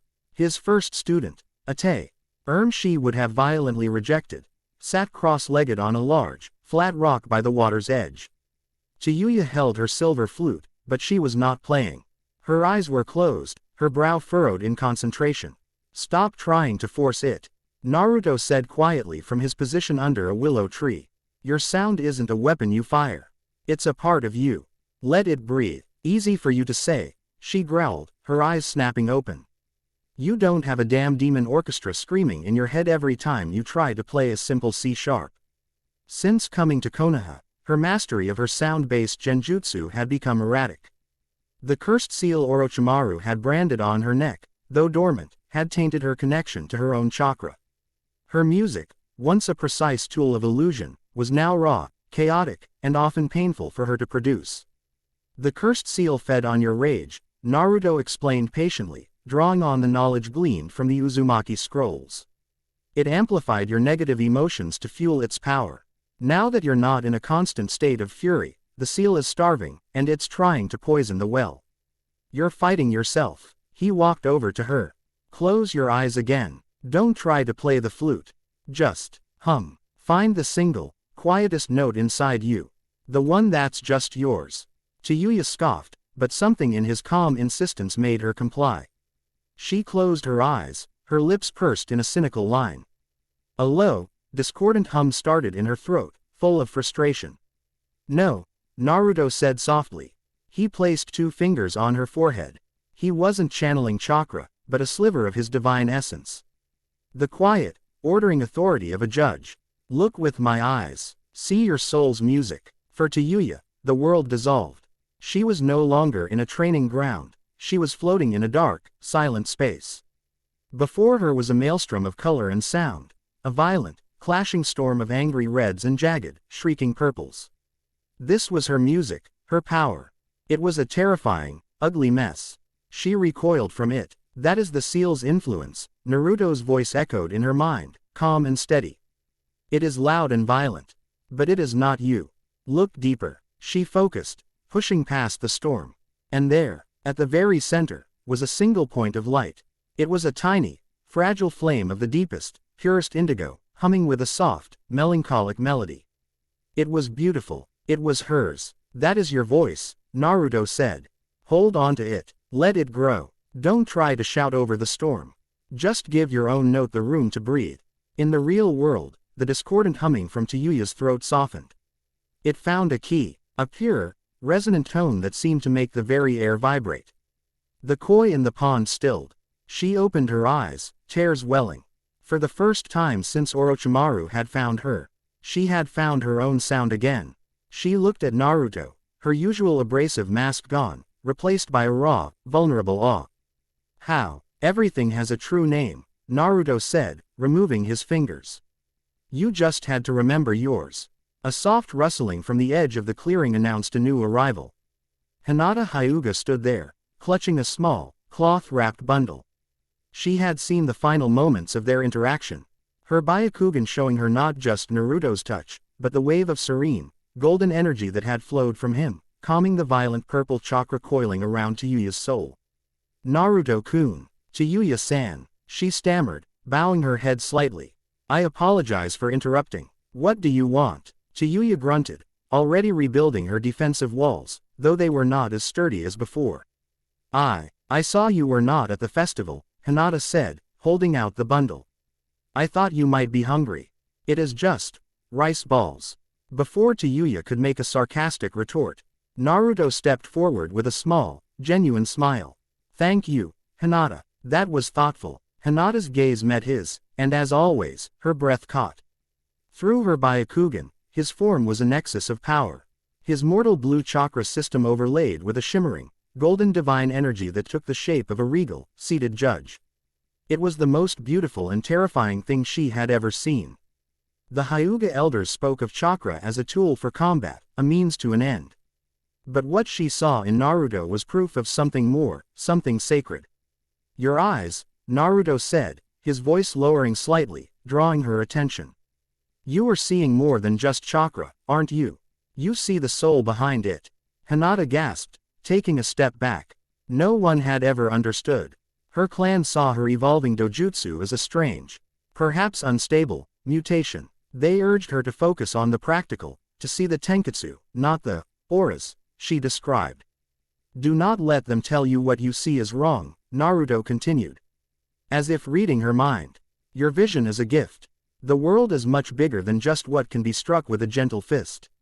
Trust what your eyes show you, Hinata. They see the truth. He wasn't just encouraging her. He was validating the very core of her, the part of her she had been taught to suppress. It felt like the sun breaking through the clouds. A newfound strength solidified in her heart. Who died and made you the village therapist? A sharp, cynical voice cut in. Enko Mitarashi emerged from the trees, landing silently on the grass. She had a bag of dango in one hand. I came to give you my official report on our friend, Tayuya's acclamation, but it looks like you're holding a group counseling session. Her eyes, however, were fixed on Naruto. They held none of their usual mockery. There was a sharp, analytical curiosity there. She tossed him a skewer of dango. We need to talk about that seal of yours. She gestured to her neck, where Orochimaru's 3 tomo lay hidden beneath her collar. It's been quieter since Tanzaku. But I can still feel it, festering. You said you could regulate it. This was a profound act of trust. For Anko, showing weakness was a death sentence. To ask for help, especially from a genin, was unthinkable. Yet, she was doing it. Naruto was the only person who had ever looked at her curse without fear or clinical detachment. He had looked at it with understanding. It will require a state of absolute calm, Naruto said, his expression turning serious. The seal is a parasitic entity, tied to your emotions. I will need to place a new matrix over it. One that will act as a filter. It will be intimate. Just get it done, brat, she said, though her bravado didn't quite hide the flicker of vulnerability in her eyes. Before they could begin, a final set of footsteps, confident and crisp, approached the clearing. Tamari, dressed not in her combat gear but in the formal robes of a Suna ambassador, stood at the edge of the light. Her fan still strapped to her back. Her gaze swept over the bizarre assembly, the former sound ninja, the Hyuga heiress, the infamous Anko Mitarashi, all gathered around the quiet, GE-clad boy who had taken her apart in a game of strategy. Uzumaki, she said, her voice a formal, commanding alto. I was told I would find you here. My father sends his official gratitude for your assistance in the recent council matter. He's welcome, Naruto said simply. I am to be Suna's chief envoy in Konoha, she continued, stepping fully into the clearing. Our villages will be working closely. I expect you and I will have much to discuss regarding joint strategic initiatives. It was a political statement, but her eyes held a different message, one of challenge and a deep, simmering curiosity. The air in the clearing, once serene, was now thick with a complex web of tensions. Tayuya bristled at the arrogant authority of the Suna ambassador. Anko eyed Tamari with the professional weariness of a veteran shinobi looking at a potential foreign threat. Hinata shrank back from the sheer force of the two new personalities. And then, the final piece fell into place. The shadows beneath the willow tree deepened. And from them, Bastet emerged, a fluid, silent motion. She was in her mortal guise, but the divine, predatory power she exuded was unmistakable to everyone present. Heat temperature in the clearing seemed to drop a few degrees. My, she purred, her golden cat eyes sweeping over the assembly with vast amusement. What a fascinating collection of strays you've gathered, little judge. A broken songbird, a cloistered oracle, a wounded serpent, and a desert queen. Her gaze lingered on each girl in turn, a silent assessment that was both flattering and terrifying. Are you building an army? Or have you simply started collecting projects? The tension snapped. Who the hell are you calling a stray? Chiyuya and Anko snarled in near-perfect unison. Temari's hand rested on the hilt of her fan. Her eyes narrowed. You are no shinobi I recognize. Hinata simply stared, her Byakugan showing her a being of pure, solidified starlight and shadow, a creature of immense power that had made Naruto's own divine nature seem nascent.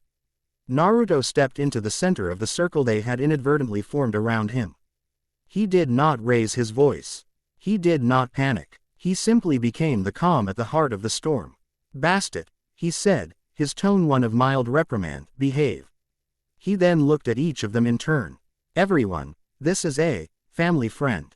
He turned to Anko. Your seal can wait until we have more privacy. To Temari, Ambassador, I would be honored to discuss strategy with you tomorrow. To Chiyuya, your control was improving. We'll continue later. To Hinata, thank you for the food. He addressed each of them as an individual, acknowledging their purpose and de-escalating the situation with a quiet, mature authority that belied his age. He was not picking a side. He was the anchor for them all. The standoff dissolved, the sheer force of his calm smoothing over the jagged edges of their personalities. A tense silence fell. It was broken by the distant, percussive thump of the first firework launching into the sky. Everyone looked up. A massive explosion of sapphire and gold blossomed against the indigo canvas of night, its reflection shimmering on the surface of the koi pond. Another followed, this one a weeping willow of silver sparks. Without a word, Anko sat down and began to eat her dango.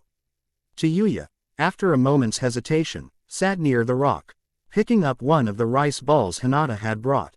Temari, her formal mission complete, seemed to decide there was no harm in observing this strange Konoha custom and stood with her arms crossed.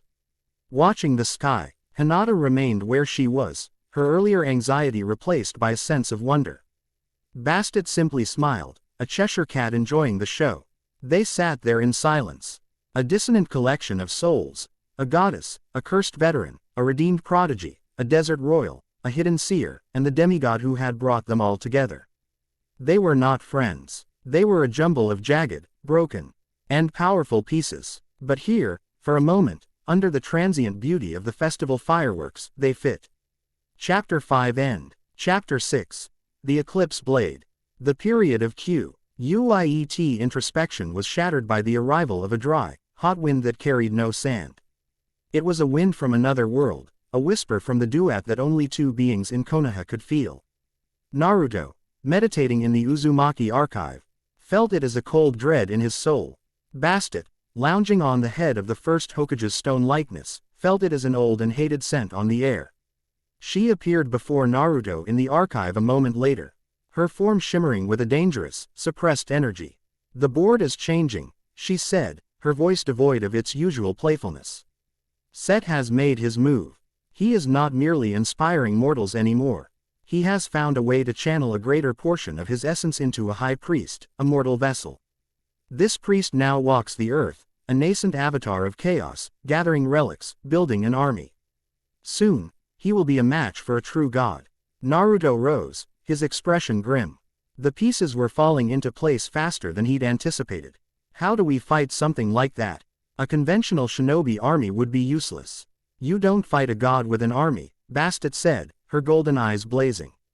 You fight a god with a law that is older than he is. Judgment. And to enforce that judgment, you will need a proper instrument. She gestured to one of the most ancient scrolls in the archive, one Naruto had not yet been able to decipher. As she did, the hieroglyphs on its casing glowed. translating themselves for him. Your ancestors, the guardians of the veil, forged a weapon not from metal, but from a captured moment. A sliver of a solar eclipse, when the lines between the worlds of light, shadow, and the duat are thinnest. They created a blade that exists in all three realms simultaneously.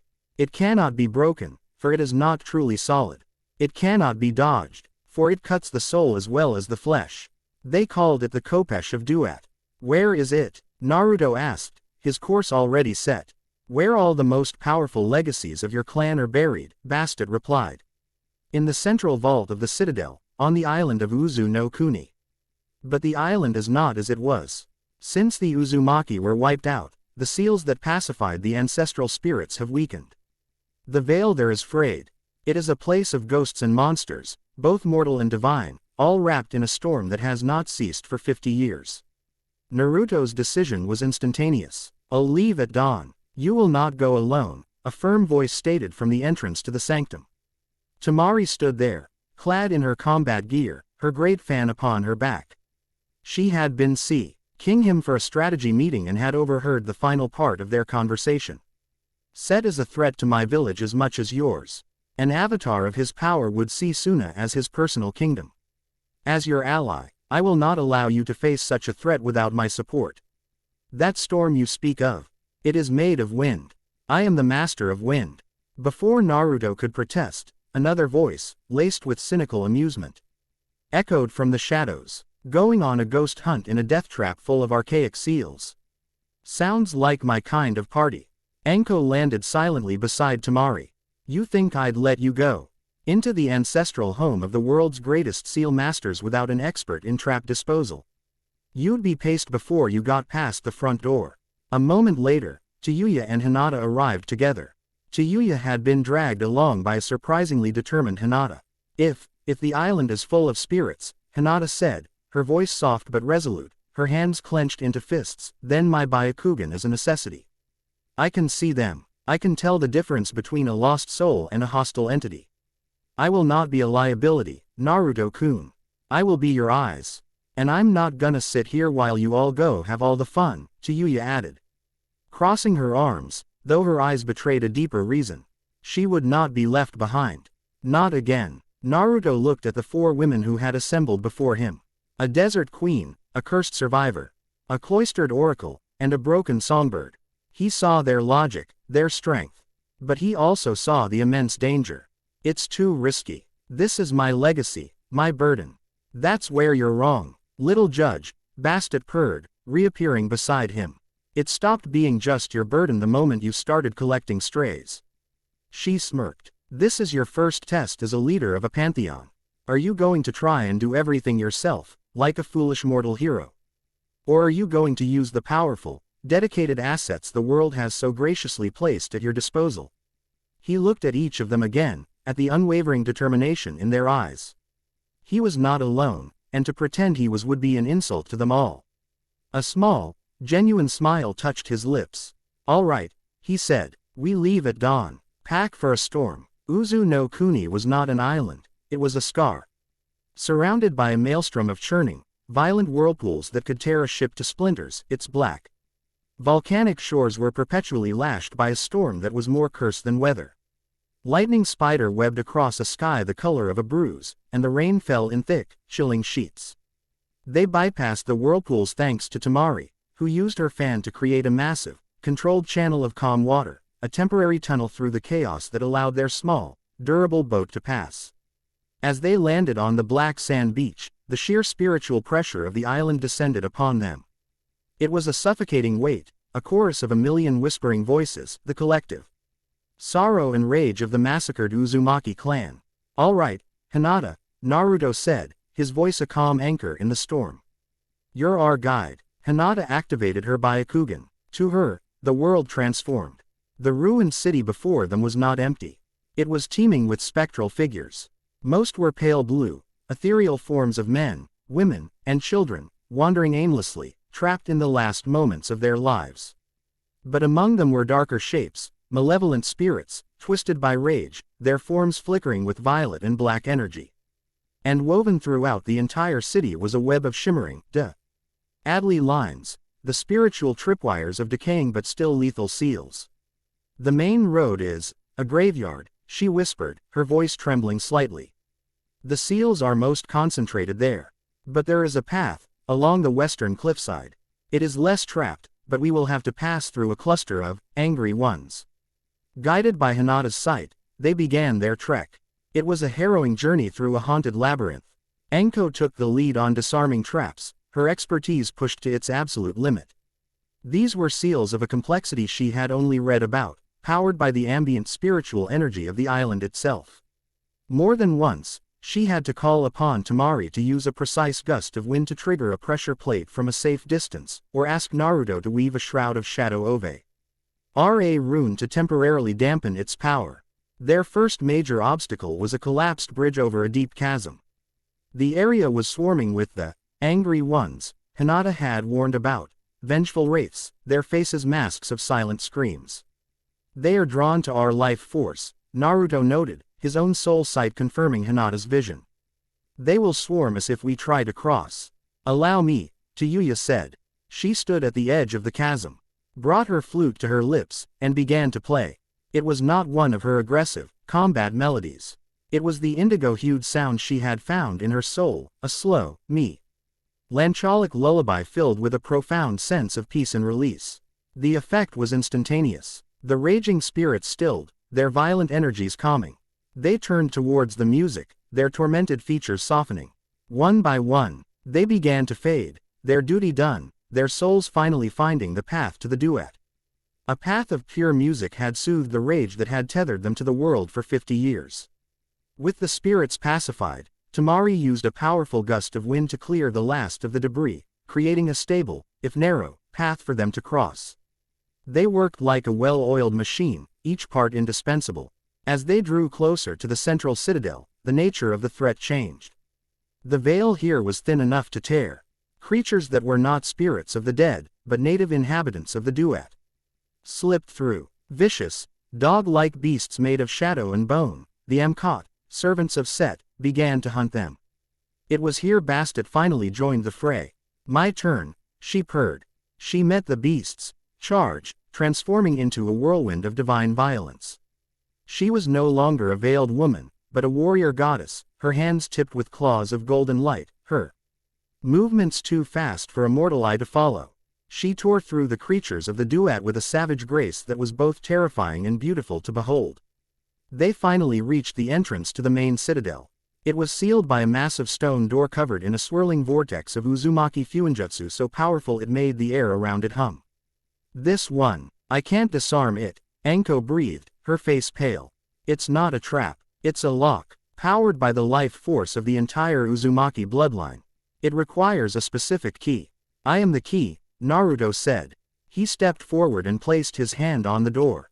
The seal flared with a violent, crimson light, recognizing an intruder. But then, the golden, divine energy of his heritage flowed from him, just as it had at the Konoha compound. The seal recognized a power older than itself, the authority of its original patron. The crimson light was subsumed by gold, and with a grinding roar that shook the very foundations of the island, the great stone door slid aside. The vault was deep beneath the earth, a single, vast chamber. The air was still and silent. In the center of the chamber, resting on a black obsidian pedestal, was the Khopesh of Duet. It was a wicked, sickle-shaped sword, but its blade was not made of metal. It seemed to be forged from a piece of pure darkness, a hole in the world that swallowed the light around it. Along its edge ran a thin, shimmering line of silver, like the corona of a solar eclipse. As Naruto stepped forward, the ground began to tremble. A deep, resonant hiss filled the chamber, a sound that vibrated in their bones and clawed at their sanity. From the deepest shadows behind the pedestal, a form began to rise. It was a serpent of impossible scale, its body easily 10 meters thick, coiling up from a pit they hadn't even seen. Its form was semi-ethereal, a creature of writhing, chaotic energy, and its scales were the color of a starless, midnight sky. It had no eyes, only a gaping maw, filled with teeth like shards of obsidian. This was no mere beast of the duet. This was a sliver of a primordial god, a manifested echo of Apep, the serpent of chaos. Set's ultimate guardian, Bastet snarled. her form flickering with divine power. He bound a piece of his master here to guard the one weapon that could threaten him. The serpent struck, its speed belying its size. Temari reacted instantly, unleashing her most powerful jutsu. Giant folding fan dance. A tornado of wind and cutting blades slammed into the serpent's head, forcing it back, but doing no real damage to its ethereal form. It's not entirely corporeal, Anko yelled, unleashing a volley of explosive sealed kunai that passed through the serpent's body with minimal effect. Its heart is a nexus of chaotic energy. Hinata called out, her Byakugan pushed to its limit. In its chest, it's the only part of it that's truly solid. The serpent opened its maw and spewed a river of spectral minions, smaller, venomous vipers made of the same chaotic energy. They swarmed forward. I'll handle the small fry. Chiyuya yelled, playing a sharp, jagged melody that disoriented the lesser serpents, causing them to attack each other in confusion. Anko joined her twin blades a blur as she cut down any that got through. Bastet engaged the main head, a golden blur against a midnight serpent, their battle shaking the chamber. But even she was being forced back by the sheer, raw power of the Chaos God. We need an opening, Temari shouted, preparing another wind assault. Hinata, guide me, Naruto commanded. His plan formed in an instant of perfect clarity. He sank into his own shadow, reappearing directly beneath the great serpent's towering form. It was like standing at the base of a mountain. Now, he yelled. Hinata, her eyes streaming with tears of blood from the strain, focused all her will. 3 meters up from its lowest coil. To the left, there, Naruto's shadow stepped again, appearing on the serpent's flank, clinging to its ethereal scales. The chaotic energy burned at his skin. He ignored it. He clapped his hands together, his own divine energy flaring. He did not draw a seal of destruction. He drew one of absolute, undeniable order.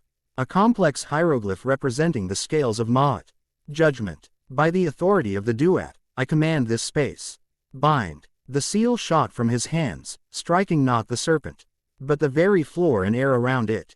For one precious second, the space itself became a prison. The serpent froze, its ethereal form locked in place, its connection to the raw chaos of its master severed. It was, for the first time, truly vulnerable. Now, all of you, Naruto roared. Bastet shot forward like a golden comet. Temari unleashed a concentrated blade of wind. Anko threw every remaining explosive seal she had. Chiyuya played a single, focused, armor-piercing note. All 4 attacks, guided by Hinata's pinpoint direction, struck the nexus in the serpent's chest at the exact same instant. There was no sound, only a silent implosion of light and shadow. The great serpent, the echo of a chaos god, dissolved into nothingness, its final hiss absorbed by the sudden, profound silence. Exhausted, the team stood victorious. Naruto, his body smoking from the touch of chaos, dropped to the floor. He had pushed himself to his absolute limit. But it was over. He pushed himself to his feet and walked towards the pedestal. He reached out and took the hilt of the Kopesh of Duat. The moment his fingers touched the grip, the chamber was plunged into absolute darkness. The blade flared, not with light, but with an anti-light, the perfect, silent ring of a total solar eclipse. Power and knowledge flooded his mind. The history of the blade, its purpose, its laws. It was a key, a scale, an executioner's axe. It could not kill a true god, but it could destroy its mortal vessel. It could pass judgment. It could sever a soul from its divine patron. High above, on the surface of Uzu no Kuni, the 50-year storm broke. For the first time in half a century, a single ray of moonlight pierced the clouds and fell upon the ruined citadel. Chapter 6 End. Chapter 7. The Divine Court. The Kopesh of Duat did not feel like a weapon. In Naruto's hands, it felt like a key, a tuning fork that resonated with the fabric of reality itself. Back in the silent sanctum of the Uzumaki clan, the storm over his ancestral home had broken, but a new one was gathering within him.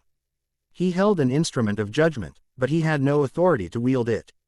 Possessing the blade is only the first step, Bastet explained, her form shimmering as she paced the chamber. The victory on Uzu had energized her, but her expression was one of grim focus. The Kopesh is a tool of divine law. To wield it against another god's avatar, even a nascent one, without the sanction of the Aeneid, it would be a crime against Ma'at, the cosmic order. You would be branded a rogue, a cosmic anarchist. Say, Chi would win the political war before the first blow was even struck. So I have a weapon I can't use, Naruto stated, the frustration clear in his voice. You have a claim you must now press, she corrected. You are the son of Anubis. You are the rightful heir to the legacy of the Uzumaki Guardians. You hold the blade of judgment. You have the right to petition the court. The court, the Aeneid, she said, her golden eyes gleaming. Or what's left of it. You must project your spirit, your Ka and Ba, to the Hall of Two Truths. You must face them, state your case, and be recognized. The ritual was simple yet profound. Naruto sat cross-legged on the floor, the khopesh laid across his lap. Guided by Bastet's melodic chanting, he did not mold chakra, but released his spirit from its mortal shell. The world of stone and paper dissolved into a gray mist, and he felt a sensation of falling upwards through an infinite, silent void. He was a disembodied point of consciousness, traveling along a path that was not made of space, but of law and memory. Then, he arrived. He stood on a floor of polished obsidian that reflected a sky filled not with stars, but with entire swirling galaxies. The space was impossibly vast. A chamber so large that Konoha itself would have been a mere pebble within it. There was no ceiling, only the endless cosmic vista. Before him, dominating the center of this impossible hall, was a set of golden scales so immense that each of its pans could have held a mountain. This was the place where the souls of the dead were weighed against a single feather. The Hall of Two Truths. Seated on 9 immense thrones of black stone arranged in a semicircle were the gods. They were not flesh and blood, but beings of pure, condensed myth. On the central throne sat Ra, his falcon head crowned with a disk of light that burned like a dying star, his ancient body radiating a palpable weariness. To his right was Isis, the mother goddess, her beauty regal and severe. Her eyes sharp with an intelligence that saw the threads of fate itself. Beside her, her son Horus, the proud and vengeful hawk god, his form crackling with ozone and impatience. On Ra's left sat Thoth, the ibis-headed god of knowledge, who held a stylus and palette, his posture one of dispassionate observation. And in the shadows sat Osiris, the silent king of the underworld, a shrouded, mummy-fied figure whose stillness held more weight than any movement.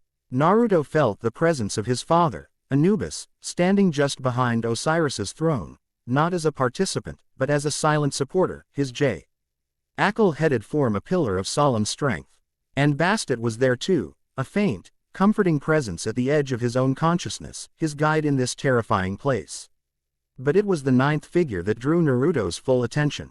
Seated on a throne of red desert rock was Set. He was not a monster. He was charismatic, his form that of a handsome, powerfully built man with intelligent, log-hing eyes and skin the color of the red sand of the desert. The strange, squared-eared head of the creature that symbolized him seemed less a part of him and more of a shifting, chaotic shadow that clung to his shoulders. He leaned forward, a genuinely welcoming smile on his face that was the most dangerous thing in the room. Ah, the little anomaly has arrived, Set's voice boomed, rich and charming. Anubis, my quiet nephew. You have been busy. To think you would break millennia of law and tradition, all for the sake of a mortal woman's fleeting life. How romantic, and how treasonous. Silence, Set, Horus snapped, his voice a sharp cry. The boy has come before the council. He will be heard. Heard, Set laughed, a sound like shifting stones. He is an abomination, a mingling of divine ichor and mortal filth. His very existence is a mockery of our nature. He should be unmade, and the power Anubis stole returned to the duat. Ra raised a weary hand, and a silence that was absolute fell upon the hall. Naruto Uzumaki, son of Anubis, the sun god's voice was the slow, final grinding of mountains. You have claimed the khopesh of duat, a right reserved for the guardian of the veil, a role that has been vacant for centuries. Why are you here? Naruto's heart hammered in his spiritual chest, but his voice was steady when he spoke, the acoustics of the hall carrying his mortal words across an impossible distance. All-Father Ra, honored Aeneid. I am here because the mortal world is in peril. An agent of chaos, an avatar of Lord Set, gathers power. He seeks to plunge the Tions into a war that will feed his master's ambition. I have come not as a conqueror, but as a protector. I seek the council's sanction to wield this blade and defend the balance of my world. The balance, Set scoffed. You speak of balance. Your very nature is an imbalance. You are a loophole, a flaw in creation. You seek to wield a tool of divine judgment, but what do you, a child of dirt and impulse, know of judgment? I know that judgment is not about destruction, Naruto countered, his gaze unwavering. He thought of the corrupt monk in Konoha, of the broken Suna elder. It is about restoring order. I have faced your followers. I have seen the chaos they spread, the lives they consume. I have also seen the strength and resolve of mortals. I have seen their capacity for loyalty. He thought of Anko and Tayuya. For strategy, a flash of Temari's face, and for a vision of a better world, a glimpse of Hinata's gentle strength. That is the world I seek to protect. A world I am a part of. Isis leaned forward, her expression cool and calculating. Your words are well spoken, child. But Set is not entirely wrong. Your creation was a violation of ancient law. Why should we sanction you? When your father acted without our authority. This was the critical moment. Naruto felt Bastet's counsel brush against his mind. Speak not of their laws, but of their problem. Because you have no other choice, Naruto said. The bold statement shocking the court into silence. You are gods, but you are also prisoners. Horus surged to his feet. Insolent mortal, am I wrong? Naruto pressed, his gaze sweeping across them. You are beings of immense power, yet you sit here in this twilight hall while the world outside changes, forgetting you. Why? Because you cannot touch it. An ancient law, a pact made in a time of great catastrophe, binds you. You cannot manifest your true power on the mortal plane. Your influence has dwindled to whispers, to the fading beliefs of a few scattered cults. He had pieced it together from the scrolls, from Bastet's cryptic lessons, from the very nature of their inaction. He saw the truth of it in their divine eyes. Ra's weariness deepened, Isis's lips thinned, Horus's rage was that of a caged hawk. You are caged, Naruto continued, his voice ringing with a conviction that transcended his mortal form. And I am the key, a being of both worlds, a bridge. I am the only one who can channel your authority, your will, directly into the mortal realm without shattering the ancient law. I am not an abomination. I am your only viable solution to Set's growing influence. To deny me is to deny yourselves. It is to cede the mortal world to chaos, and to fade into myth forever. The silence that followed was a living thing. He had laid their greatest weakness bare, and in doing so, had presented himself as their only hope. Set began to clap, a slow, mocking sound that echoed in the vastness. Brilliant, truly a masterful performance. He has his mother's fire and his father's solemn arrogance. You see, he does not come as a servant, but as a master. He seeks to make us his puppets, to use our power for his own ends. He stood from his throne, his charming smile returning. So, he has left us with a choice. To fade into nothing, or to hand our divine authority to this mongrel. He spread his hands wide. I propose a third option. An option rooted in our oldest traditions. When the gods are at an impasse, we do not resort to base political maneuvering. We engage in a formal contest. A proxy war. My new champion, my avatar of the Red Desert, against yours. He gestured to Naruto. Let the mortal world itself be the game board. Let their armies be the pieces. We shall see whose philosophy is stronger. The stifling, boring order of Ma'at, or the glorious, untamed freedom of chaos. The winner gains dominion over the mortal sphere's spiritual future. The loser withdraws. Isis and Horus erupted in protest, but Ra silenced them. Set had played his hand perfectly. He had invoked a sacred rite of conflict resolution so ancient that not even the All-Father could deny it without shattering the very laws that held their pantheon together.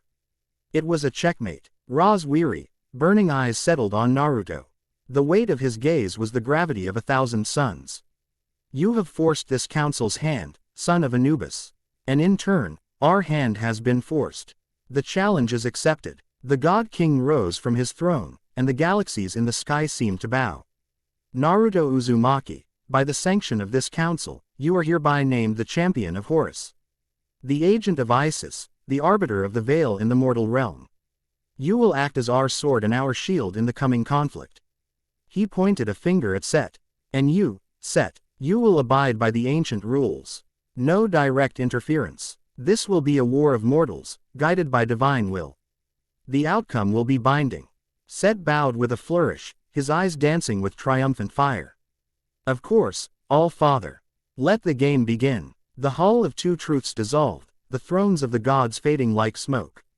Naruto felt himself falling back, down through the void, his spirit returning to his body with a jarring rush. He gasped, his eyes flying open. He was back in the archive, the khopesh cold and heavy on his lap. The air was thick with Bastet's furious, agitated energy. He had won. He had faced down the gods and gained their sanction.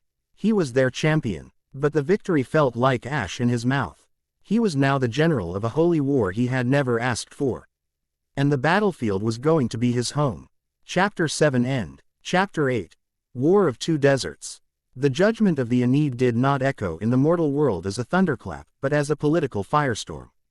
From the arid, mountainous nation bordering the land of wind, the land of rivers, a new power emerged.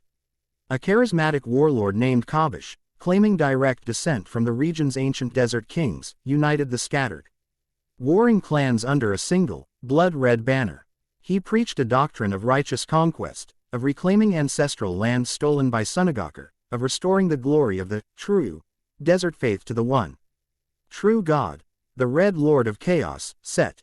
It was a declaration of holy war, cloaked in just enough mortal justification to be plausible. Armies of fanatical followers, their numbers swelling daily, began massing at the border. Sunagaker, already economically fragile, was facing an existential threat. The Suna-Konoha alliance, forged in the quiet council chambers, was out to be tempered in the crucible of war. An emergency summit was held in Suna, and the case Rasa, his eyes now cleared of deceit and filled with a cold fury, made a decision that sent shockwaves through both villages. He agreed to a joint command structure for the allied forces. And at the recommendation of his daughter, Temari, and with the quiet, firm endorsement of Konoha's Hokage, Supreme Field Command was granted to a 12-year-old genin, Naruto Uzumaki. The appointment was met with disbelief, but the reasoning was undeniable. This was not a conventional war. Their enemy was guided by a divine hand. Their soldiers animated by a fanatical zeal that transcended normal shinobi logic. Only Naruto, with his unique heritage and proven strategic acumen against Set's followers, could truly comprehend the nature of the threat. The war room deep within the Cage's stronghold was a whirlwind of activity. Maps were spread across massive stone tables, and the air was thick with the scent of ink, sand, and nervous tension. Here, Naruto was not a boy. He was a commander, his presence a point of serene calm in the heart of the storm. He moved with a quiet authority that silenced the doubts of veteran Jonin. He did not shout orders. He asked questions, listened to reports, and issued commands with a precision that left no room for argument. His command structure was as unconventional as his appointment. He built his entire strategy around the unique skills of his pantheon. Temari was his official second-in-command, his executive officer. She stood at his side, the perfect bridge between his sometimes esoteric insights and the practical realities of military logistics. He would speak of disrupting the enemy's spiritual locus, and she would translate it into a series of coordinated strikes on their supply lines and command shrines. They moved and thought as one, a seamless fusion of divine intuition and mortal strategic brilliance. Hinata became the heart of their intelligence network. She was not on the front lines, but in a heavily guarded command 10 miles from the fighting. Before her was a massive sand table, a perfect replica of the battlefield. With half dozen Uzumaki sensory amplification seals Naruto had designed placed around her, the range and clarity of her Byakugan were magnified 100-fold. She could see the flow of chakra across the entire theater of war, a living, breathing map of enemy movements, ambushes, and concentrations of power. She was the allied army's all-seeing eye, their oracle. Enko was given command of a new, elite special operations unit, dubbed the Ghost Vipers. Comprised of the deadliest infiltration and assassination specialists from both Konoha and Suna, they were a scalpel for Naruto's strategic surgery. They operated deep in enemy territory, their faces painted with dark, serpentine patterns, their mission to sow chaos behind the lines. Yuya, to her own astonishment, was put in charge of the Siren Corps. a support division composed of sound users from both villages. Her initial cynicism had given way to a fierce pride as she realized Naruto saw her music not as a sideshow, but as a strategic weapon. They trained relentlessly, learning to project battlefield-wide illusions, morale-boosting rhythms, and disorienting frequencies that could turn a disciplined enemy formation into a panicked mob. And Bastet, veiled in her mortal guise, acted as Naruto's personal advisor and supernatural counterintelligence. While the laws of the proxy war forbade her from fighting mortals, they said nothing of fighting Set's divine machinations. She moved through the allied camp like a whisper, warding them against spiritual scrying, purifying their water sources of subtle curses, and identifying and neutralizing the dark rituals the enemy priests conducted before each battle. The war began with a series of brutal skirmishes along the border. Kabish's army was formidable. They were masters of the desert. Their tactics fluid and vicious. Their priests could perform grim rites, creating temporary soldiers from sand and bone, and their warriors fought with a fearless, suicidal zeal. The allied forces took heavy losses in the initial clashes. But Naruto did not panic. He was playing a longer game. While Temari commanded their main forces in a series of brilliant defensive actions, holding the line, Enko's ghost vipers were bleeding the enemy from within. They poisoned wells, assassinated fanatical commanders, and used genjutsu to create apparitions of angry desert spirits, preying on the enemy's superstitions. Chiyuya's siren corps practiced, learning to harmonize their sounds, their range growing with each passing day. Naruto was gathering data, learning the rhythm of his enemy, waiting for them to make a mistake. The mistake came 2 weeks into the conflict. Kabish, growing impatient with the stalemate, decided to commit his main force to a single, decisive blow. As predicted by one of Hinata's long-range divinations, he used a feint to draw the bulk of the allied army into a massive, box canyon known as the Jaws of Set. It was a perfect trap. The canyon's high walls were treacherous, and the only way out was the way they had come in. Tens of thousands of Kabish's soldiers appeared on the canyon rims, blocking their retreat and preparing to rain down a storm of jutsu and arrows. Kabish himself, Set's avatar, appeared on the highest cliff, a commanding figure in black and red robes. His power washed over the canyon, a palpable aura of chaotic, oppressive heat. "Shinobi of Suna, Shinobi of Konoha," his amplified voice boomed. "You have been led to your doom by a false prophet. You stand in your own grave. Surrender now and serve the true lord of the desert, or be buried in the sands you so foolishly tried to defend." Panic began to ripple through the allied ranks. They were trapped, outnumbered. Their commanders looked to the command tent, where Naruto and Temari stood over the sand table, awaiting the order for a desperate, suicidal breakout attempt. Temari looked at Naruto, her expression a mask of calm, but her hand was clenched white on her fan. "They've taken the bait. Are you certain about this, Naruto?" Naruto looked up from the table, his eyes as calm and deep as a desert night. "Hinata." From her own 10 miles away, Hinata's voice came through their earpieces. Soft but unwavering. "All enemy reserve forces are committed, Naruto-kun. Their rearguard is completely exposed. Enko-san reports she is in position." Naruto gave a single, sharp nod. "It's time." He met Temari's gaze. "The trap was not for us, Temari. It was for them." He tapped his own earpiece. "All units, on my signal, execute." High on the canyon rim, Kabish raised his hand to give the signal to attack. But before he could, the world behind him exploded. Enko's ghost vipers, who had spent the last week painstakingly planting hundreds of advanced explosive seals aloe in the base of the cliffs behind the enemy army, detonated them all at once. A section of the canyon wall a mile long collapsed in a thunderous, apocalyptic rockslide. It did not just kill thousands of enemy soldiers, it completely, irrevocably sealed the canyon, cutting off Kabish's army from any possibility of retreat or reinforcement. They were now the ones who were trapped. As the surviving enemy soldiers turned in shock and disarray, a new sound filled the air. It was not the sound of battle, but a deep, resonant, terrifying chord. Chiyuya's siren corps, hidden in a valley several miles away, unleashed their masterpiece. They projected a sonic illusion of impossible scale and realism, the sound of a second allied army, tens of thousands strong, charging the enemy's now exposed rear. He ground shook with the phantom sound of 1,000 stampeding summons, and the sky filled with the war cries of an army that wasn't there. The enemy's discipline shattered. Caught between an army EY thought they had trapped in a ghost army they could hear but not see, they devolved into a panicked mob. It was into this chaos that Tamari descended. Hammer strike. She roared into the comms. She leapt from the command cliff. Her fan snapping open. The entire allied army, no longer a cornered victim but a coiled spring, surged forward. This was not a desperate breakout. It was a perfectly timed, disciplined, and utterly devastating charge into the heart of a terrified and disorganized foe. Tamari herself was a goddess of war, her wind-scythe dance carving massive swaths of destruction through the enemy ranks. High above, Kabish watched in stunned disbelief as his perfect trap, his moment of ultimate triumph, turned into his personal hell. He roared in fury, his body erupting in chaotic, red energy.